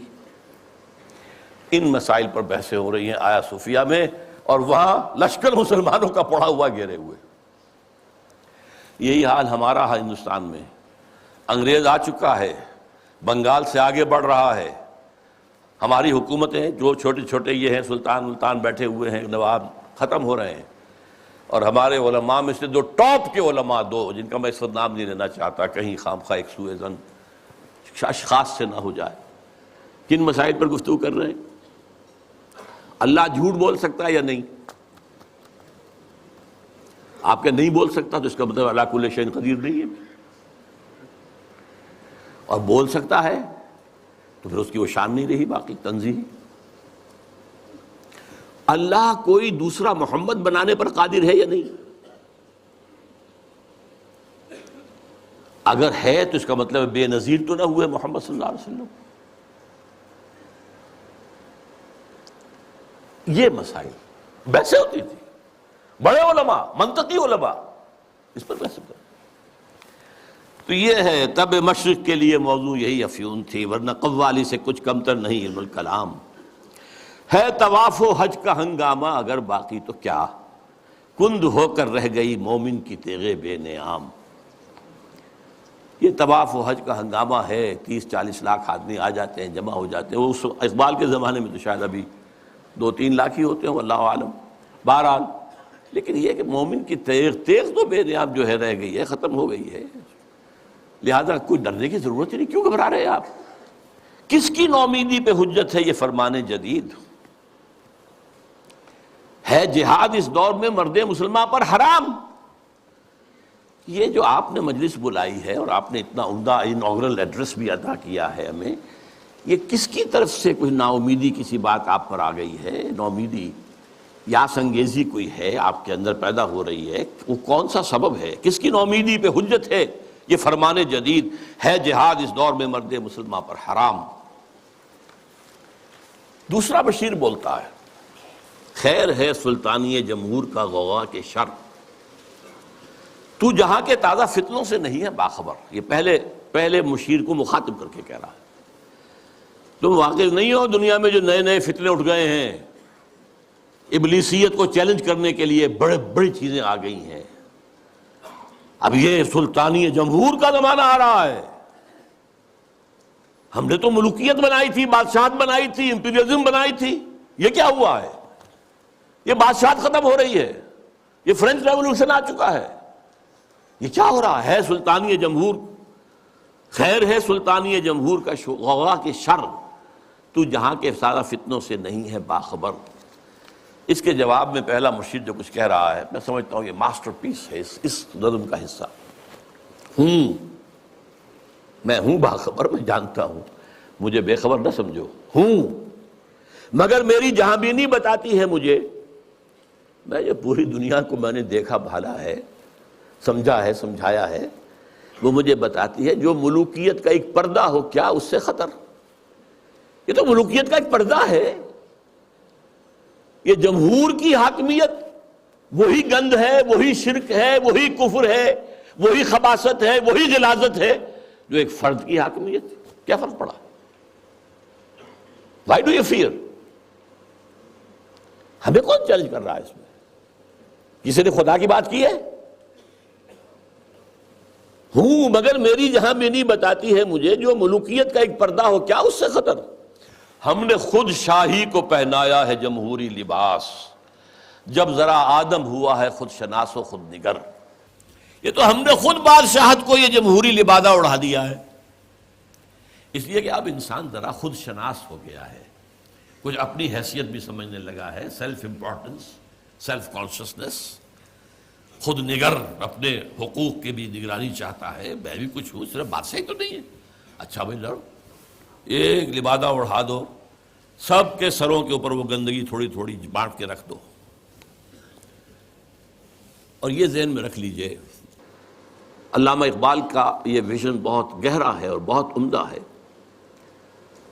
ہر کجا بینی جہان رنگ و بو، کہ از خاکش بروید آرزو، یا ز نور مصطفیٰ اورا بہاست، یا ہنوز اندر تلاش مصطفیٰست.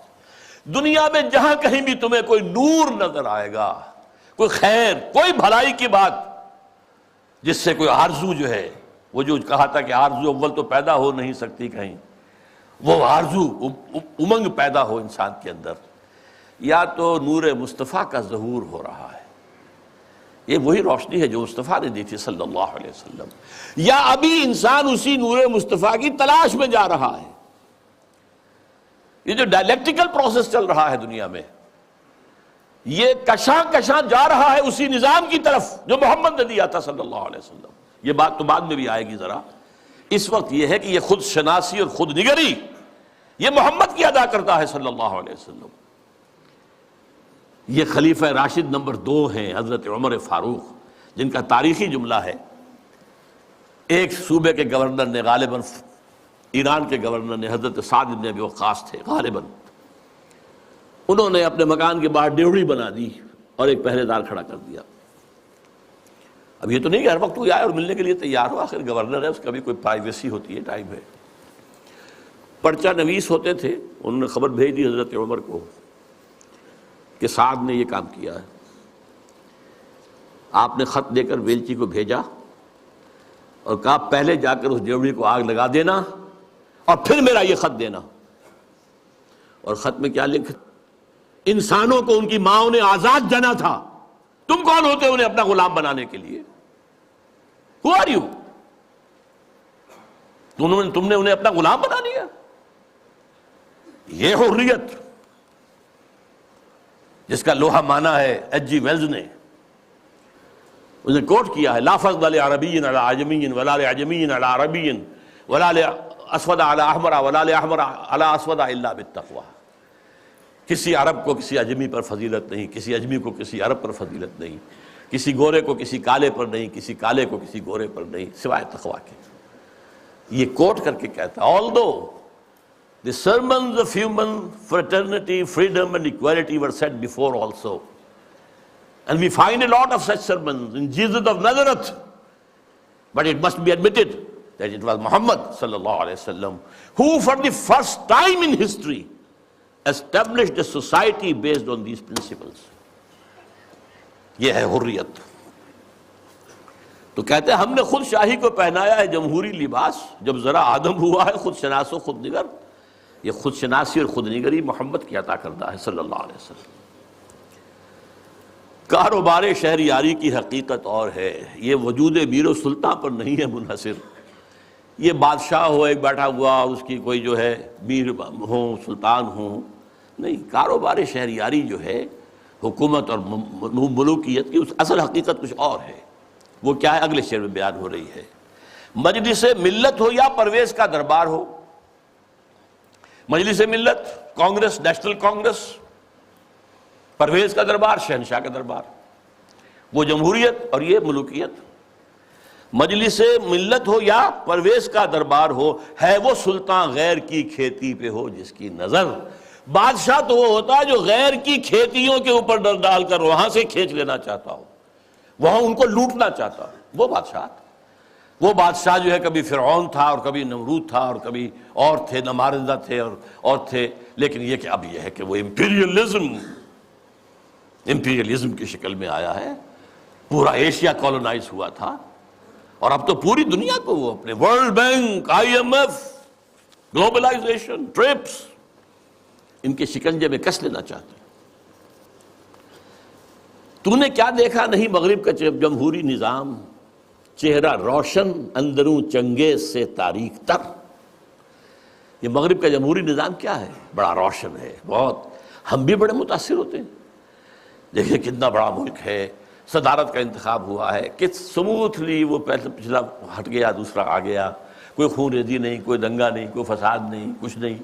ہماری طرح تو نہیں ہوتا، بلکہ شکست کھانے والا فوراً جا کے مبارکباد دے دیتا ہے، بجائے اس کے کہا دھاندلی ہوئی ہے، دھاندلی ہوئی ہے، دھاندلی ہوئی ہے، وہ جو ہمارے ہاں ہوتا ہے۔ تو اب اس سے ہم متاثر تو ہوتے ہیں، لیکن سوال تو یہ ہے کہ یہ سارا نظام کیا ہے؟ یہ دنیا کو نچوڑنے کا جو نظام بنایا جا رہا ہے، اس گلوبلائزیشن کے اندر جو خباثتیں ہیں وہ ہم نہیں جانتے، اہل یورپ جانتے ہیں، اہل امریکہ جانتے ہیں۔ سیاٹل میں ہنگامے وہاں ہوئے تھے، گلوبلائزیشن کی کانفرنسز جو ہوئی ہیں، ڈیووس میں ہنگامہ یورپ میں ہوا ہے، پھر واشنگٹن میں ہوا ہے۔ ہمیں تو پتہ بھی نہیں کیا ہو رہا، ہماری قسمتوں کے سودے ہوتے ہیں، ہماری حکومتیں جو بھی ہیں وہ جو دستخط کر کے آ جاتی ہیں، اللہ خیر صلی اللہ۔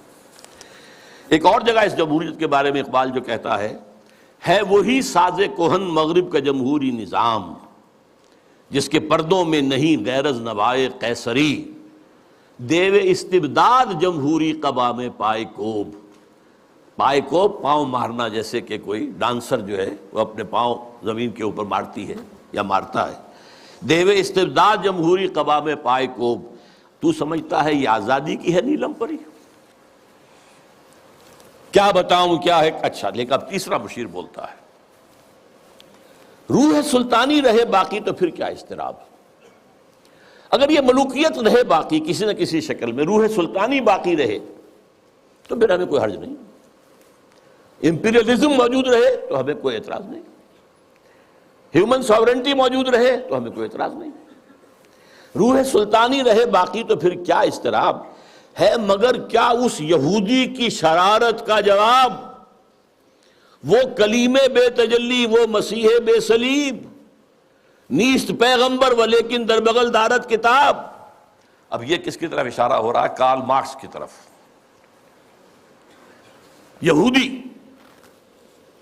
جرمنی کا رہنے والا، 1818 میں پیدا ہوا ہے، اس کے دماغ میں وہ سب کمیونزم سوشلزم کے جو خیالات تھے ان کے بنا پر جرمنی والوں نے نکال دیا جلا وطن۔ فرانس میں جا کر ڈیرا لگایا، وہاں بیٹھ گیا، وہاں سے بھی نکالا گیا، انگلینڈ گیا، انگلینڈ ایسے سب کو بگڑے تگڑوں کو سب کو پناہ دیتا ہے، وہاں وہ داس کیپیٹال کی تکمیل ہوئی ہے، جس کی بنیاد پر پھر یہ کہ انقلاب آیا، بولشوک ریولوشن رشیا کے اندر۔ وہ کہتا ہے کہ یہ تو ایک نیا انقلاب آ رہا ہے، یہ سرمایہ داری کی جڑ کٹ جائے گی، نظام بدل جائے گا، ہم نے جو بھی شیطنت کے پنجے جس طرح کا شکل میں گاڑے ہیں ان میں سے ایک بڑا پنجہ وہ بھی ہے۔ مگر کیا اس یہودی کی شرارت کا جواب وہ کلیم بے تجلی، وہ مسیح بے صلیب، نیست پیغمبر ولیکن در بغل دارت کتاب، داس کیپیٹال ایک کتاب تو اس کے اندر ہے۔ واقعتاً اس کتاب میں بہت تاثیر تھی، اس میں کوئی شک نہیں۔ اس کتاب نے ذہنوں کو مسخر کیا ہے، کیپچر کیا ہے، موٹیویٹ کیا ہے۔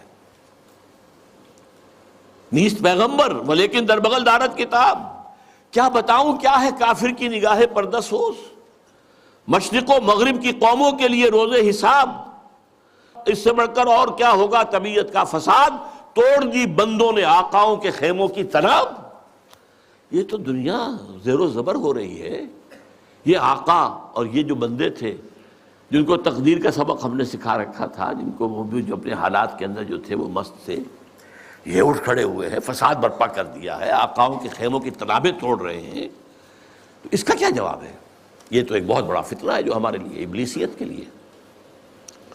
اب ایک چوتھے بشیر صاحب آتے ہیں درمیان میں، توڑ اس کا رومت الکبریٰ کے ایوانوں میں دیکھ، آل سیزر کو دکھایا ہم نے پھر سیزر کا خواب۔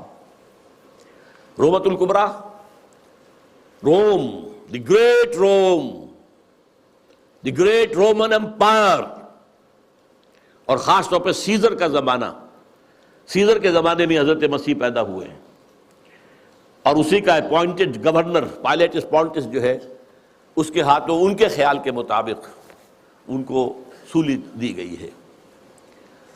تو سیزر کا جو ایک خواب تھا، اور اس نے جو ایک بڑی سلطنت، بڑی مملکت ایشیا، افریقہ اور یورپ کو اپنے ایک پنجے کے اندر لانے کا خواب دیکھا تھا، وہ ختم ہو گیا تھا۔ پھر مسلمان آ گئے، گریٹ آٹومان امپائر قائم ہو گئی، تقریباً انہی تمام علاقوں پر جن پر یہ رومن امپائر تھی تقریباً۔ لیکن اب پھر ہم نے آل سیزر، سیزر ہی کے خاندان سے، نسل سے ایک شخص کو پھر وہی خواب دکھا دیا ہے، اور وہ شخص کون ہے؟ مسولینی۔ یہ 1883 میں پیدا ہوا تھا، اور ایک غریب لوہار کا بیٹا تھا، لیکن اس کے اندر ایک زوم تھا کہ رومی بڑی طاقت ہے، بڑی قوت ہے، اونچی نسل ہے، اعلیٰ نسل ہے، ان کا حق ہے حکومت کرنا۔ یہی چیز بعد میں ہٹلر کے ذریعے سے جرمنی میں آئی ہے، لیکن ابھی جب تک یہ نظم لکھی گئی ہے 1936 میں، اس وقت تک ابھی وہ منظر عام پر نہیں آیا تھا۔ لیکن سبق ایک تھا، فاشزم، چاہے وہ مسولینی کا ہو اور چاہے وہ نازیزم ہے جرمنی کا، ایک قوم ایک نسل، لہذا ایک بڑی عظیم مملکت بنانے کا اس نے خواب دیکھا۔ شمالی افریقہ کے کئی ممالک فتح کر لیے، اس پہ بڑے بڑے اعتراض کیے یورپ والوں نے بھی، وہ تو میں بعد میں آپ کو بتاؤں گا۔ لیکن یہ ہے کہ یہ چوتھے مشیر نے کہا کہ ہم نے توڑ پیدا کر دیا ہے، کمیونزم کا راستہ روکنے کے لیے یہ فاشزم آ گیا ہے، تم گھبراؤ نہیں۔ توڑ اس کا رومت الکبریٰ کے ایوانوں میں دیکھ، آل سیزر کو دکھایا ہم نے پھر سیزر کا خواب، کون بحر روم کی موجوں سے ہے لپٹا ہوا، گاہ بالت چوں سنوبر گاہ نالت چوں رباب۔ یہ کون ہے جو بحر روم کی موجوں سے لپٹا ہوا؟ بہت بڑا اس نے بحری بیڑا بنایا تھا، شمالی افریقہ کو فتح کرنے کے لیے بحری بیڑے کی ضرورت تھی۔ اٹلی، آخر اسی نے تو فتح کیا تھا لیبیا کو، پھر وہ حبشہ کی طرف آیا، ایریٹریا کی طرف آیا، بڑھ رہا تھا۔ اس پر جب اعتراض ہو رہا تھا، اگرچہ اس کو تو قتل کر دیا اسی کے جو لوگ تھے اس کی پارٹی کے 1945 میں، لیکن بہرحال وہ ایک فلسفہ دے گیا تھا۔ اقبال کی ایک اور نظم ہے، وہ میں تیزی سے آپ کو پڑھ کر سنا دیتا ہوں۔ جب ویسٹ میں بہت تنقید ہوئی مسولینی پر، تو جواب میں وہ کہتے ہیں، علامہ اقبال کہتے ہیں مسولینی کی زبان سے، یا مسولینی کہتا ہے علامہ اقبال کی زبان سے، کیا زمانے سے نرالا ہے مسولینی کا جرم؟ بے محل بگڑا ہے معصومان یورپ کا مزاج۔ یہ معصوم بیٹھے ہوئے انگریز اور یہ فرانسیسی، یہ بڑے معصوم قوم ہے، یہ کہتے ہیں کہ یہ کیا کر رہا ہے مسولینی، یہ کیا جو ہے خوریزی کر رہا ہے؟ کیا زمانے سے نرالا ہے مسولینی کا جرم؟ بے محل بگڑا ہے معصومان یورپ کا مزاج ہے، میں پھٹکتا ہوں تو چھلنی کو برا لگتا ہے۔ کیوں؟ چھاج پھٹکتا ہے، چھلنی جو ہے اس کے اندر سے وہ چیز کو نکلتی ہے۔ میں پھٹکتا ہوں تو چھلنی کو برا لگتا ہے، کیوں؟ ہیں سبھی تہذیب کے اوزار، تو چھلنی میں چھاج۔ میرے سودائے ملوکیت کو ٹھکراتے ہو تم نے کیا توڑے نہیں کمزور قوموں کے زجاج؟ تم نے لوٹے بے نوا سیرا نشینوں کے خیام، تم نے لوٹی کشت دہقاں، تم نے لوٹے تخت و تاج۔ پردہ تہذیب میں غارت گری آدم کشی، کل روا رکھی تھی تم نے، میں روا رکھتا ہوں آج۔ یہ ہے مسولینی کا جو موقف تھا جو علامہ اقبال نے بیان کیا۔ بہرحال اب پھر تیسرا مشیر بولتا ہے، میں تو اس کی عاقبت بینی کا کچھ قائل نہیں جس نے افرنگی سیاست کو کیا یوں بے حجاب۔ کہ میں تو کچھ زیادہ قائل نہیں ہوں اس مسولینی کی کوئی عاقبت اندیشی، یہ ہمارے کام کا آدمی نہیں ہے۔ افرنگی سیاست کو اس طرح بے حجاب کر دیا کہ تم بھی لٹیرے ہو، تم نے بھی خوریزیاں کی ہیں، تم نے بھی ملک لوٹے ہیں، تم نے بھی لوگوں کے خون چوسے، میں کر رہا ہوں تو کون سا نیا جرم ہے؟ کیا زمانے سے نرالا ہے مسولینی کا جرم؟ وہ کہتا کہ یہ تو اصل میں یہ اشتراکیت کے خلاف، تو یہی جو ویسٹرن کیپٹلزم ہے یہی تو اصل دفاع بن سکتا تھا، اور اسی کو مسولینی کمزور کر رہا ہے۔ میں تو اس کی عاقبت بینی کا کچھ قائل نہیں جس نے افرنگی سیاست کو کیا یوں بے حجاب۔ پانچواں مشیر اب کہتا ہے، اے تیرے سوز نفس سے کار عالم استوار، جناب ابلیس، مہاراج ابلیس، آپ کے سوز نفس ہی سے تو سارا یہ کار عالم جو ہے یہ چل رہا ہے۔ تو نے جب چاہا کیا ہر پردگی کو آشکار، تو نے جب چاہا چھپے ہوئے رازوں کو آشکار کر دیا، کھول دیا، بیان کر دیا۔ آب و گل تیری حرارت سے جہان سوز و ساز، یہ جو آب و گل کا عالم ہے، یہ زمین اور پانی، اسی سے سب کچھ بنا ہے نا۔ وَمِنَ الْمَاءِ خَلَقْنَا مِنَ الْمَاءِ كُلَّ شَيْءٍ حَيٍّ، یہ ساری چیزیں یہیں سے پیدا ہوئی ہیں، پانی اور مٹی، من تین قرآن کہتا ہے۔ آب و گل تیری حرارت سے جہان سوز و ساز، ابلہ جنت تیری تعلیم سے دانائے کار۔ ابلہ جنت، یہ اصل میں حضور کی جو ایک حدیث ہے بیان کی جاتی ہے، میں اس کے سند کا کیا مقام نہیں جانتا، اہل الجنت بلہن، کہ جنت میں لوگ جو ہوں گے وہ ہوں گے بہت ہی سادہ لوگ ہوں گے، بہت شریف ہوں گے، بہت سادہ لوگ، اس سے یہ ابلہ کا لفظ بنا ہے۔ ابلہ جنت تیری تعلیم سے دانائے کار، یہ انسان جو ہے یہ تیری ہی تعلیم سے بڑے بڑے فلسفی بن کر ابھر آئے ہیں۔ تجھ سے بڑھ کر فطرت آدم کا وہ محرم نہیں، سادہ دل بندوں میں جو مشہور ہے پروردگار۔ خود وہ پیدا کرنے والا بھی آدمی کی فطرت سے اتنا واقف نہیں جتنا آپ ہیں۔ کام تھا جن کا فقط تقدیس و تسبیح و طواف، تیری غیرت سے ابد تک سرنگون و شمسار۔ یہ جو فرشتے جو تھے، یہ جو سارا ان کا کام ہی جو تھا ہمیشہ کے لیے تقدیس و تسبیح و طواف جو ہے، اب یہ تیری غیرت کی وجہ سے ابد تک سرنگون و شمس۔ ایک نظم ہے بال جبریل کے اندر اقبال کی، کہ حضرت جبریل کہتے ہیں ہمدم دیرینا کیسا ہے جہان رنگ و بو، اور ابلیس کہتا ہے سوز و ساز و درد و داغ و جستجو و آرزو۔ پھر حضرت جبریل کہتے ہیں ہر گھڑی افلاک میں رہتی ہے تیری گفتگو، کیا نہیں ممکن کہ تیرا چاک دامن ہو رفو۔ تو نے جو اللہ کے حکم سے سرتابی کی تھی، اپنے اس دامن کو اگر دوبارہ سی لے، رفو کر لے، تو پھر تیرا مقام جو ہے وہ ہو سکتا ہے بلند۔ اس میں وہ کہتا ہے اے جبریل تو واقف نہیں اس راز سے، کر گیا سرگشت مجھ کو سرمست مجھ کو ٹوٹ کر میرا صبح۔ یہ جو میں نے عالم بنایا ہے، اس میں جو کچھ کھیل میں دیکھ رہا ہوں، جو تماشے کر رہا ہوں، جو میرے یہاں پر اداکار جو ہیں کام کر رہے ہیں، میں جن کی پتلیوں کی طرح سے جنہیں نچا رہا ہوں، یہ میرے لیے بہت دلچسپ ہے۔ یہ جو عالم ہے تمہارا، تو فقط اللہ اللہ اللہ، اس عالم میں اب میرا گزر نہیں، اب یہاں میرا گزر ممکن نہیں۔ کس قدر خاموش ہے یہ عالم بے کاخو، یہاں تو کوئی حرکت ہے ہی نہیں، کوئی لڑائی ہو، کوئی جنگ ہو، مار پیٹ ہو، کوئی خونریزی ہو، وہ کچھ بھی نہیں۔ بہرحال گرچہ ہیں تیرے مرید افرنگ کے ساحر تمام، اب مجھے ان کی فراست پر نہیں ہے اعتبار۔ یہ جو ہے 5واں مشیر، ذرا ایک نوٹ آف کہیے کہ ڈسینٹ، کہ یہ جو آپ کے جتنے بھی ہیں اس وقت دنیا میں، جتنے بھی چیلے چانٹے کام کر رہے ہیں، گرچہ ہیں تیرے مرید افرنگ کے ساحر تمام، اب مجھے ان کی فراست پر نہیں ہے اعتبار۔ وہ یہودی فتنہ گر، وہی کارل مارکس، وہ یہودی فتنہ گر، وہ روح مصدق کا بروز، روح مصدق کا بروز کہتے ہیں کسی گزری ہوئی شے یا گزرے ہوئے انسان کی روح کا جزوی طور پر یا کلیہ طور پر کسی اور میں بعد میں ظاہر ہو جانا۔ تو یہ جو کہا ہے کہ مصدق، یہ کون تھے؟ یہ 5ویں صدی عیسوی میں ایران میں پیدا ہوئے، اور جہاں تک تحقیق ہے زرتشت کے یہ پیروکار تھے، اور میرا گمان بھی یہی ہے، بعض لوگوں کا خیال ہے کہ زرتشت جو ہے وہ نبی تھے، واللہ عالم۔ اور سائرس جس نے کہ عظیم تر ایران کی بنیاد ڈالی تھی، جسے قرآن میں ذوالقرنین کہا گیا ہے، وہ اصل میں انہی کا تربیت دادا تھا۔ وہ جلا وطنی کی زندگی میں جب رہا ہے تو انہی کے زیر اثر رہا ہے، واللہ عالم۔ اس نے جو ہے زرتشتی فلسفے کو ذرا آگے بڑھایا۔ زرتشتی فلسفہ جو دنیا میں اب ہے، ہمیں نہیں معلوم انہوں نے کیا کہا تھا، جیسے کہ ایک کرسچینٹی اب ہے، حضرت مسیح نے اصلاً کیا کہا تھا، وہ تو اگر قرآن نہ ہوتا تو ہمیں کیسے معلوم ہوتا۔ بدھ مت اب جو کچھ ہے، کیا پتہ واقعتاً وہ گوتم بدھ کی طرف اس کی نسبت درست ہے کہ نہیں ہے۔ اس طرح زرتشت کی طرف جو نسبت ہے، 2 خدا ہیں، ایک نیکی کا خدا ہے یزداں، خدا خیر، اور ایک بدی کا خدا ہے اہرمن، خدا شر۔ البتہ اس کے اوپر بھی ایک خدا کو وہ مانتا ہے، خدائے گاں، یعنی ان دونوں خداؤں پر بھی ایک خدا ہے۔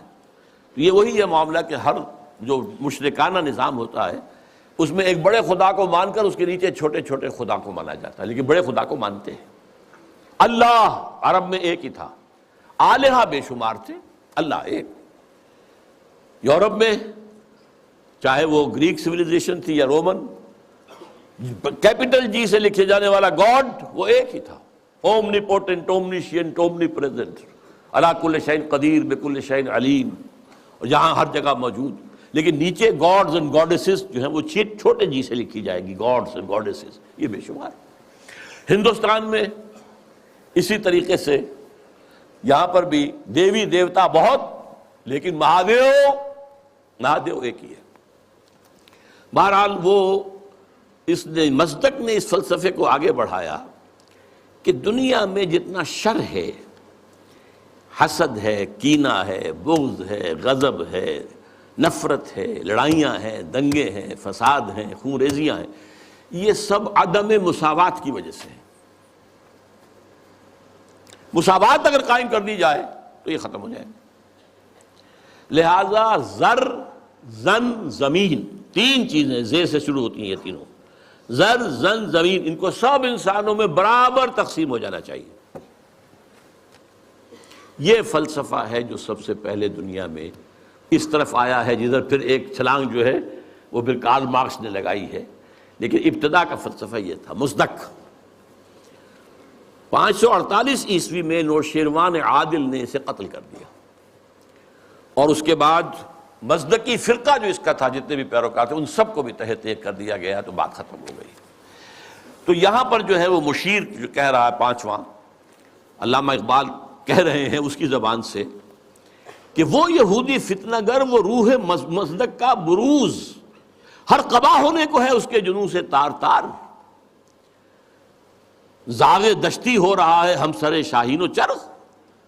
یہ جنگلی کوے جو ہے یہ شاہین اور شکروں کے برابر ہو رہے ہیں، کاشتکار زمیندار کے برابر ہو جائے گا، مزدور کارخانے دار کے برابر ہو جائے گا۔ کیا ہونے چلا ہے، کیا ہو رہا ہے، کیا قیامت آ رہی ہے؟ ہماری ابلیسیت کو تو بہت بڑا خطرہ جو ہے ہو چکا ہے لاحق۔ اور یہ اچھی طرح جان لیجئے، یہ صورت اتنی خوفناک تھی کہ پچھلی صدی کے وسط میں مڈ 50s میں ویسٹرن بلاک کانپ رہا تھا کمیونزم کی پیش رفت سے، جس آگ، جنگل کی آگ کی طرح بڑھ رہا تھا کمیونزم۔ سن 1917 کا جو ریولوشن تھا، کیسے کیسے چھلانگیں لگائیں، لیٹن امریکہ میں پہنچ گیا، مڈل امریکہ، کیوبا کے اندر موجود ہے، آج بھی موجود ہے، چائنا میں آ گیا، ہندوستان میں کمیونسٹ پارٹی بن گئی۔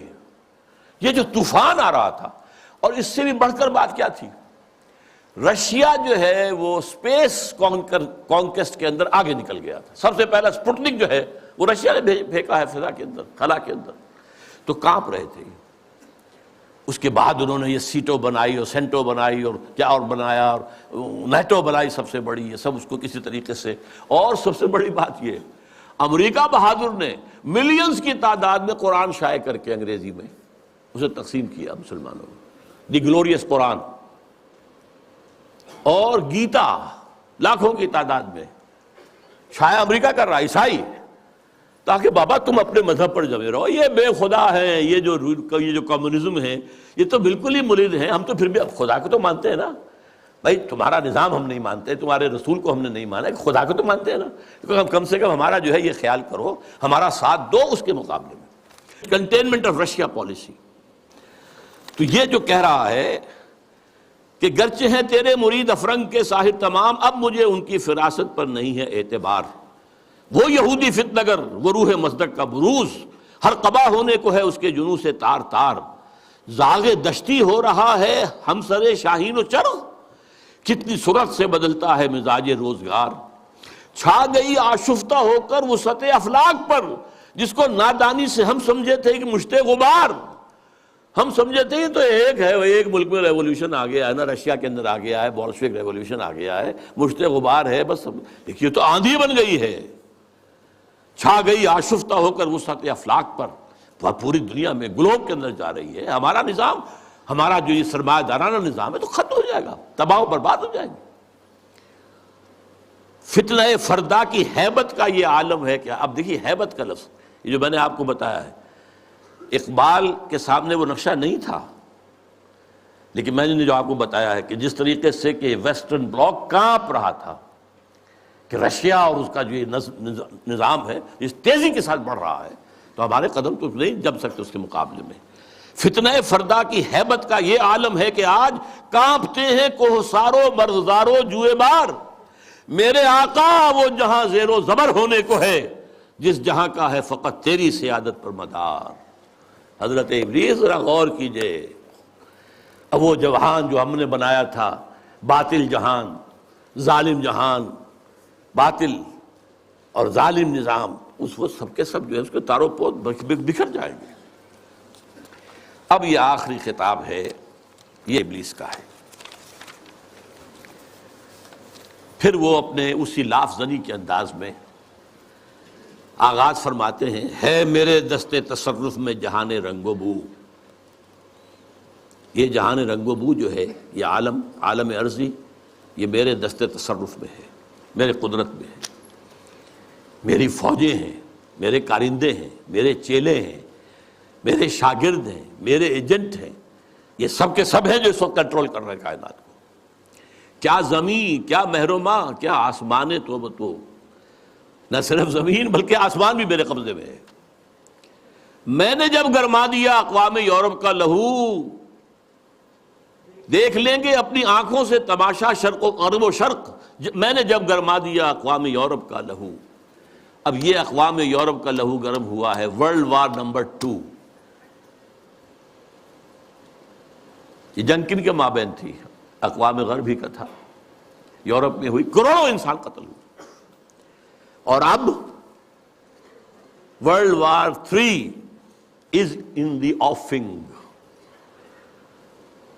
سر پر لٹکی ہوئی ہے. کچھ ٹائم فیکٹر کی بات ہے، کتنا وقت لگے. یہ میرا مستقل موضوع ہے جس پر میری گفتگویں ہوتی رہتی ہیں، اس وقت وقت نہیں ہوں گا زیادہ، لیکن بہرحال وہ سر پہ ٹنگی ہوئی تلوار کے مانند ہے. دیکھ لیں گے اپنی آنکھوں سے تماشا غرب و شرق، جب گرما دیا اقوام یورپ کا لہو. سب کو دیوانہ بنا سکتی ہے میری کیا امامان سیاست، کیا کلیسا کے شیوخ. سب کو دیوانہ بنا سکتی ہے میری ایک ہو. کارگاہ شیشہ جو ناداں سمجھتا ہے اسے توڑ کر دیکھے تو اس تہذیب کے جام و صبو. ذرا دیکھے تو صحیح، اس تہذیب کو کون توڑ سکتا ہے؟ اس کے جام و صبو کون توڑ سکتا ہے؟ آئے کوئی میدان میں توڑے اسے. وہ تہذیب جس کا اس وقت کے دہائی دے رہا ہے Bush, our way of life, our civilization، یہ اسلامک فنڈامنٹلزم سے اس کو خطرہ ہے. our way of life، یہی فرعون نے کہا تھا اپنے درباریوں سے کہ یہ جو موسیٰ اور ہارون دو آ گئے ہیں، یذهبا بطریقتکم المثلی، تمہاری آئیڈیل تہذیب کو ختم کرنے کے درپے ہیں، یہ تمہارے نظام کو ختم کر دیں گے. آج وہی بات جو ہے بش کہہ رہا ہے. ہماری اس تہذیب کے توڑ کر دیکھے تو اس تہذیب کے جام و صبو. دست فطرت نے کیا ہے جن گریبانوں کو چاک، مزدکی منطق کی سوزن سے نہیں ہوتے رفو. اب یہ بہت عمدہ شعر ہے کہ اللہ تعالیٰ نے جو خالق ہے انسان کا، امتیازات اس نے رکھ دیے ہیں اس کی سرشت کے اندر. میں لفظ فطرت استعمال نہیں کر رہا ہوں، یہ دو الفاظ علیحدہ ہیں.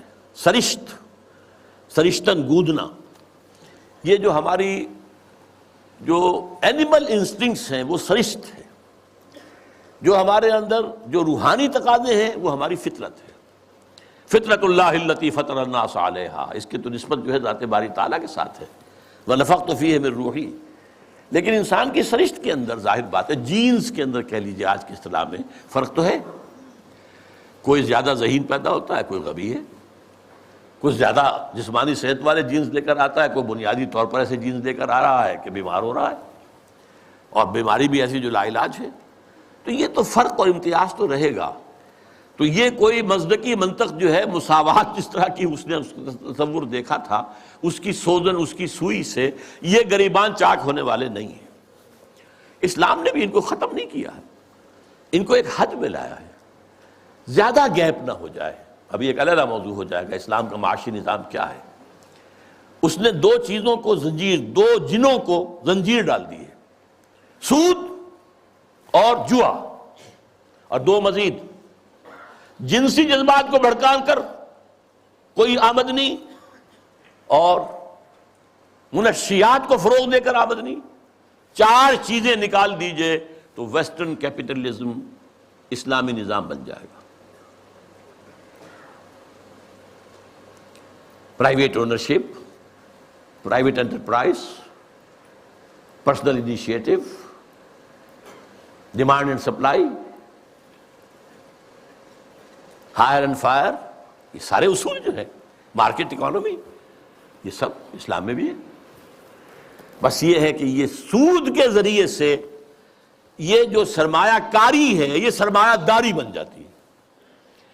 جیسے وہ آکاش بیل ہوتی ہے، درخت کے اوپر چھا گئی اور اس پورے درخت کی جو جتنی بھی اس کے اندر توانائی تھی کھینچ لیا اس کو، اس نے، وہ پھر سرمایہ داری بن جاتی. جوا، سٹاک ایکسچینج، ایک ہینڈل جو ہے ادھر سے ادھر کیا اور کریش ہو رہا ہے، مارکیٹ کریش ہو رہی ہے، بلینز اینڈ بلینز گون، اور وہ صرف ایک لیور کو کھینچنے کی بات ہے. یہ ساری چیزیں آپ کے علم میں ہیں. دست فطرت نے کیا ہے جن گریبانوں کو چاک، مزدکی منطق کی سوزن سے نہیں ہوتے رفو. کب ڈرا سکتے ہیں مجھ کو اشتراکی کوچہ گرد، یعنی تم جن سے گھبرا رہے ہو یہ مجھے تو نہیں ڈرا سکتے، مجھے ان سے کوئی خوف نہیں. یہ پریشاں روزگار آشفتہ مغز آشفتہ ہوں، یہ تو دیوانے قسم کے کچھ لوگ ہیں، ان کے خیالات بھی دیوانگی کے ہیں. ہے اگر کوئی خطر مجھ کو تو اس امت سے ہے. یہ ہے اب کلائمیکس اس کا. جس کی خاکستر میں ہے اب تک شرار آرزو. بہت اہم ہیں یہ الفاظ. اگرچہ دنیا میں ابھی کہیں اسلامی نظام موجود نہیں ہے. We have to admit. دنیا کہتی ہے اسلامی نظام، بھائی کتاب میں ہے، اس میں پڑھ لو یہ نظام ہے. وہ کہتے دکھاؤ کہیں، نہیں، سوری، کہیں نہیں ہے، کہیں آثار بھی نہیں ہے ابھی تک، تو کم سے کم نظر تو نہیں آ رہے. لیکن اس کی نگاہ دیکھ رہی تھی جبریل، اس ابلیس کی 80 برس پہلے، اور آج وہی ویژن ویسٹ کو حاصل ہو چکا ہے. اس کی خاکستر میں ہے اب تک شرار آرزو. خاکستر ایک اگر انگارہ ہے، انگارے کے اوپر راکھ آ جاتی ہے تو آگ تو نظر نہیں آتی، تو راکھ ہے.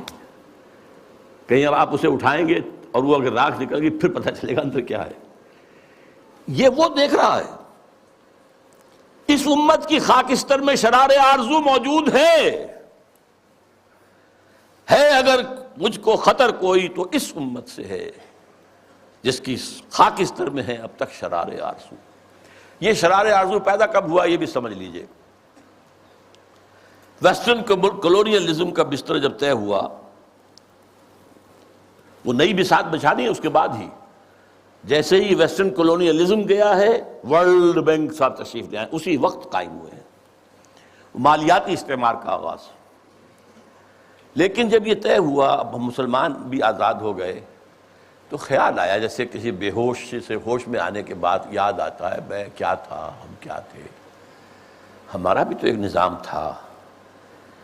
کم سے کم یہ کہ ہمارے بھی کچھ قوانین تھے، کچھ تعزیرات تھیں، کچھ حدود تھے، کچھ سزائیں تھیں، کوئی فیملی لاز تھے، کوئی ہمارے جو قانون وراثت تھا، ہماری تہذیب تھی، ہمارے ہاں کی وہ شرم اور عفت والی جو ہے ایک معاشرت تھی. وہ یاد آئی اور ایک خواہش دل میں انگڑائیاں لینے لگی. And this was a universal phenomenon from Indonesia till Mauritania. مسجوبی پارٹی، جماعت اسلامی، خاکسار اسلام کے غلبے کے لیے، فدائیین ایران میں، مسجوبی پارٹی انڈونیشیا میں، الاخوان المسلمون مصر میں، عباد الرحمن لبنان میں، سعید نورسی ترکی میں، وغیرہ وغیرہ وغیرہ. یہ سب تحریک ایک ہے. نعیم صدیقی مرحوم نے ایک نظم بھی کہی تھی، مجھے اب وہ یاد تو نہیں ہے ایک ہی جذبہ، کہیں اونچا کہیں مدھم. یہ ایک ہی جذبہ ہے، یہ سارا کا سارا. نام اور ہیں، وہ اخوان ہیں، یہ جماعت اسلامی ہے، یہ خاکسار ہیں. خاکسار بھی ایک وقت میں بڑے زور شور سے اٹھے تھے. بہرحال یہ جذبہ جو ہے اس وقت سے ہے، لیکن افسوس یہ جذبہ دو چیزوں میں ٹھوکر کھا گیا. ایک تو اس نے یہ سپوز کر لیا جب ہم مسلمان ہیں تو ایمان تو ہمارے اندر ہے، بس یہ سب سے بڑی غلط. ایمان نہیں ہے بھائی، یہ ایک موروثی عقیدہ ہے، اٹس ناٹ ایمان. ایمان وہ ہوتا ہے جو پرسنل کنوکشن کی شکل اختیار کرے. یقین پیدا کرے ناداں یقین سے ہاتھ آتی ہے وہ درویشی کے جس کے سامنے جھکتی ہے فغفوری. You start with this that we are Muslims, so that we are Momins. اب بس صرف عمارت بنانی ہے، اللہ اللہ غلط. اصل میں تو ایمان کی دوبارہ تجدید بنیاد ہے اس کام کی. اور نمبر دو یہ کہ انہوں نے سوچا کہ دنیا میں اور جس طریقے سے چیزیں چلتی ہیں ایسے ہی ہم بھی کہیں الیکشن میں حصہ لے کر لیں، کہیں کچھ اور کام کر لیں، کہیں کوئی فوجی بغاوت سے کر لیں. نہیں بھائی، اس سے نہیں ہوگا. اس کا طریقہ وہی ہوگا جو محمد الرسول اللہ کا تھا صلی اللہ علیہ وسلم. پوری انسانی زندگی میں ایک ہی مرتبہ، اور تمام انبیاء اور رسول کی جماعت میں سے صرف ایک ہی شخص کے ہاتھوں وہ انقلاب برپا ہوا تھا اور کسی کے ہاتھوں نہیں ہوا، اور وہ ہے محمد صلی اللہ علیہ وسلم. وہی اول وہی آخر. اور اب بھی ہونا ہے، یہ صحیح ہے. ابلیس بھی ٹھیک دیکھ رہا ہے اور علامہ اقبال نے بھی ٹھیک دیکھا، اور آج بش بھی ٹھیک دیکھ رہا ہے. بلیئر اس کا چھوٹا بھائی بھی دیکھ رہا ہے. وہ چونکہ اس نے کہا بلیئر نے جو خلافت کا نام لے وہ فنڈامنٹلسٹ ہے، وہ ٹیررسٹ ہے. اور بش نے تو کہہ دیا، یہ کسی مسلمان کو تو میرے علم کی حد تک تو یہ خیال بھی نہیں آیا تھا کہ یہ تو اسپین سے لے کر اور انڈونیشیا تک خلافت قائم کرنا چاہتے ہیں. اسپین کا لفظ میں نے تو آج تک نہیں سنا تھا، لیکن خوف دیکھیے، ہیبت، فتنہ فردا کی ہیبت کا یہ عالم ہے کہ آج وہ جو کانپ رہے ہیں کہ یہ خلافت کا نظام نہ آ جائے کہیں. تو وہ خاکستر میں شرار آرزو ہے. اندیشہ یہی ہے کہ کہیں یہ بڑھ کر کوئی بہت بڑے طوفان کی شکل اختیار نہ کر لے. کرتے ہیں اشک سحر گاہی سے جو ظالم وضو، خال خال اس قوم میں اب تک نظر آتے ہیں وہ. کرتے ہیں اشک سحر گاہی سے جو ظالم وضو، جانتا ہے جس پہ روشن باطن ایام ہے، مصدقیت فتنہ فردہ نہیں اسلام ہے. اب مجھے ذرا جلدی کرنی ہے، وقت بہت ختم ہو رہا ہے. دیکھیے اب حقیقت بینی اس امت کی حالت کیا ہے اس وقت. جانتا ہوں میں یہ امت حامل قرآن نہیں، جانتا ہوں میں یہ امت حامل قرآن نہیں، ہے وہی سرمایہ داری بندہ مومن کا دین. Very better 100% correct. دولت پرستی، مادہ پرستی، یہ ہر ایک کے اندر پلی ہوئی ہے، رگوں کے اندر، دلوں کی گہرائیوں میں اتری ہوئی ہے. جانتا ہوں میں کہ مشرق کی اندھیری رات میں بے ید بیضا ہے پیران حرم کی آستین. پیران حرم جو بیٹھے ہوئے ہیں، وہ جو صوفی ملا جس کو پہلے کہہ چکا ہے، صوفی ملا ملوکیت کے بندے ہیں تمام، ان کی آستین میں ید بیضا نہیں ہے. حضرت موسیٰ کے آستین میں سے ہاتھ نکلتا تھا تو وہ چمکتا ہوا ہوتا تھا، دمکتا ہوا سورج کی طرح. وہ نہیں ہے. بے ید بیضا ہے پیران حرم کی عصر حاضر کے تقاضاؤں سے ہے، لیکن یہ خوف ہو نہ جائے آشکارا شرع پیغمبر کہیں. یہ اہم ترین شعر ہے اس نظم کا. میں نے آپ سے کہا تھا اقبال کے وہ دو اشعار، ہر کجا بینی جہان رنگ و بو، کہ از خاکش بروید آرزو، یا ز نور مصطفیٰ اورا بہاست، یا ہنوز اندر تلاش مصطفیٰ است. یہ جو ڈائلیکٹیکل پروسیس چل رہا ہے ہسٹری کا، یہ اصل میں کیا جا رہا ہے؟ ایک چیز پیدا ہوئی، اس کا رد عمل پیدا ہوا، اس کے بعد ان دونوں میں تصادم ہوا، پھر دونوں سے ایک مل کر جل کر ایک نظام وجود میں آ گیا. پھر اس کے اندر جو خرابی ہے وہ ظاہر ہوئی، اس نے اپنے رد عمل کو جنم دیا. Thesis, antithesis, synthesis. یہ سنتھیسس پھر تھیسس بن گیا، پھر اینٹی تھیسس، پھر سنتھیسس. واقعہ یہ ہے کہ نوع انسانی رفتہ رفتہ جا رہی ہے اس ڈائلیکٹیکل پروسیس کے تحت بھی اسی نظام کی طرف جو محمد نے عطا کیا صلی اللہ علیہ وسلم. وہ کہتا ہے اس سے خوف ہے، امت میں دم نہیں ہے. اس کا قول ہے یہ، اللہ کرے گا اس امت میں جہاں پیدا ہو جائے گی. لیکن کہہ وہی رہا کہ میں جانتا ہوں میں یہ امت حامل قرآن نہیں، ہے وہی سرمایہ داری بندہ مومن کا دین. جانتا ہوں میں کہ مشرق کی اندھیری رات میں بے ید بیضا ہے پیران حرم کی آستین، عصر حاضر کے تقاضاؤں سے ہے لیکن یہ خوف. دیکھیے ملوکیت، امپیریلزم، شہنشاہیت کے جواب میں رد عمل میں انقلاب آیا فرانس کا، جمہوریت آ گئی. جمہوریت چونکہ اللہ کی ہدایت سے تو مستفید نہیں ہے، یہ تو مادہ، اندھا مادہ جو ہے وہ ایکشن ریئیکشن پیدا کر رہا ہے. اس کے اندر وہ جو دولت پرستی تھی، سود رہا، پھر انڈسٹریل ریولوشن آ گیا تو وہ سرمایہ داری بن گئی. ایک لعنت سے چھٹکارا پایا، دوسری لعنت میں گرفتار. فیوڈل لارڈ سے آزاد ہوئے، کارخانے دار اس کے غلام ہو گئے. اس کے رد عمل میں کمیونزم آیا، ایک پارٹی ڈکٹیٹرشپ آ گئی. اب وہ بھی ختم ہوا، اب کہاں آئے گا؟ اب انسان دو راہ پر کھڑا ہے، کہاں جائے گا؟ فوکویاما کہتا ہے اینڈ آف ہسٹری. تاریخ انسانی کے اندر جو سب سے اونچا مقام ہو سکتا تھا ہم حاصل کر چکے. کمیونزم کا خاتمہ ہو گیا، اب کوئی نظام ہمارے مد مقابل آ ہی نہیں سکتا. اس کا ایک جواب لکھا ہے، ہیں تو ہمارے پاکستان کے ہی عابد اللہ جان، اینڈ آف ہسٹری کی جواب میں اینڈ آف ڈیموکریسی کتاب لکھی ہے. مغربی جمہوریت ختم ہو گئی ہے، مغربی جمہوریت ختم ہو گئی ہے. اس کے دلائل، اس کے شواہد تفصیل کے ساتھ اس کی کتاب کو پڑھیے. اور اب اسلام جو آئے گا سنتھیسس ہوگا، اب وہ ہوگا اسلامی جمہوریت، اسلامی سوشلزم. سوشلزم میں جو خیر تھا وہ بھی اسلام کے اندر ہے. خیر یہی تھا نا کہ ہر ایک کے لیے بنیادی ضروریات جو ہے فراہم کر دی جائیں. یہ تو اسلام میں ہے. ہم نے نہیں کیا تو ہم مجرم ہم ہیں. اسکینڈینیوین سوشلزم اپنی ٹاپ کے اوپر کھڑا ہوا ہے، لیکن اسلام کا سوشلزم اس سے کہیں آگے جائے گا. جمہوریت ٹاپ کی، جہاں ایک بوڑھی عورت جو ہے وہ ٹوک سکتی ہے امیر المومنین عمر فاروق کو رضی اللہ تعالیٰ عنہ. ایک شخص ان سے احتساب کر سکتا آپ کا کرتا کیسے بنا ہوا یہ بتائیں، کہاں سے آیا کپڑا یہ؟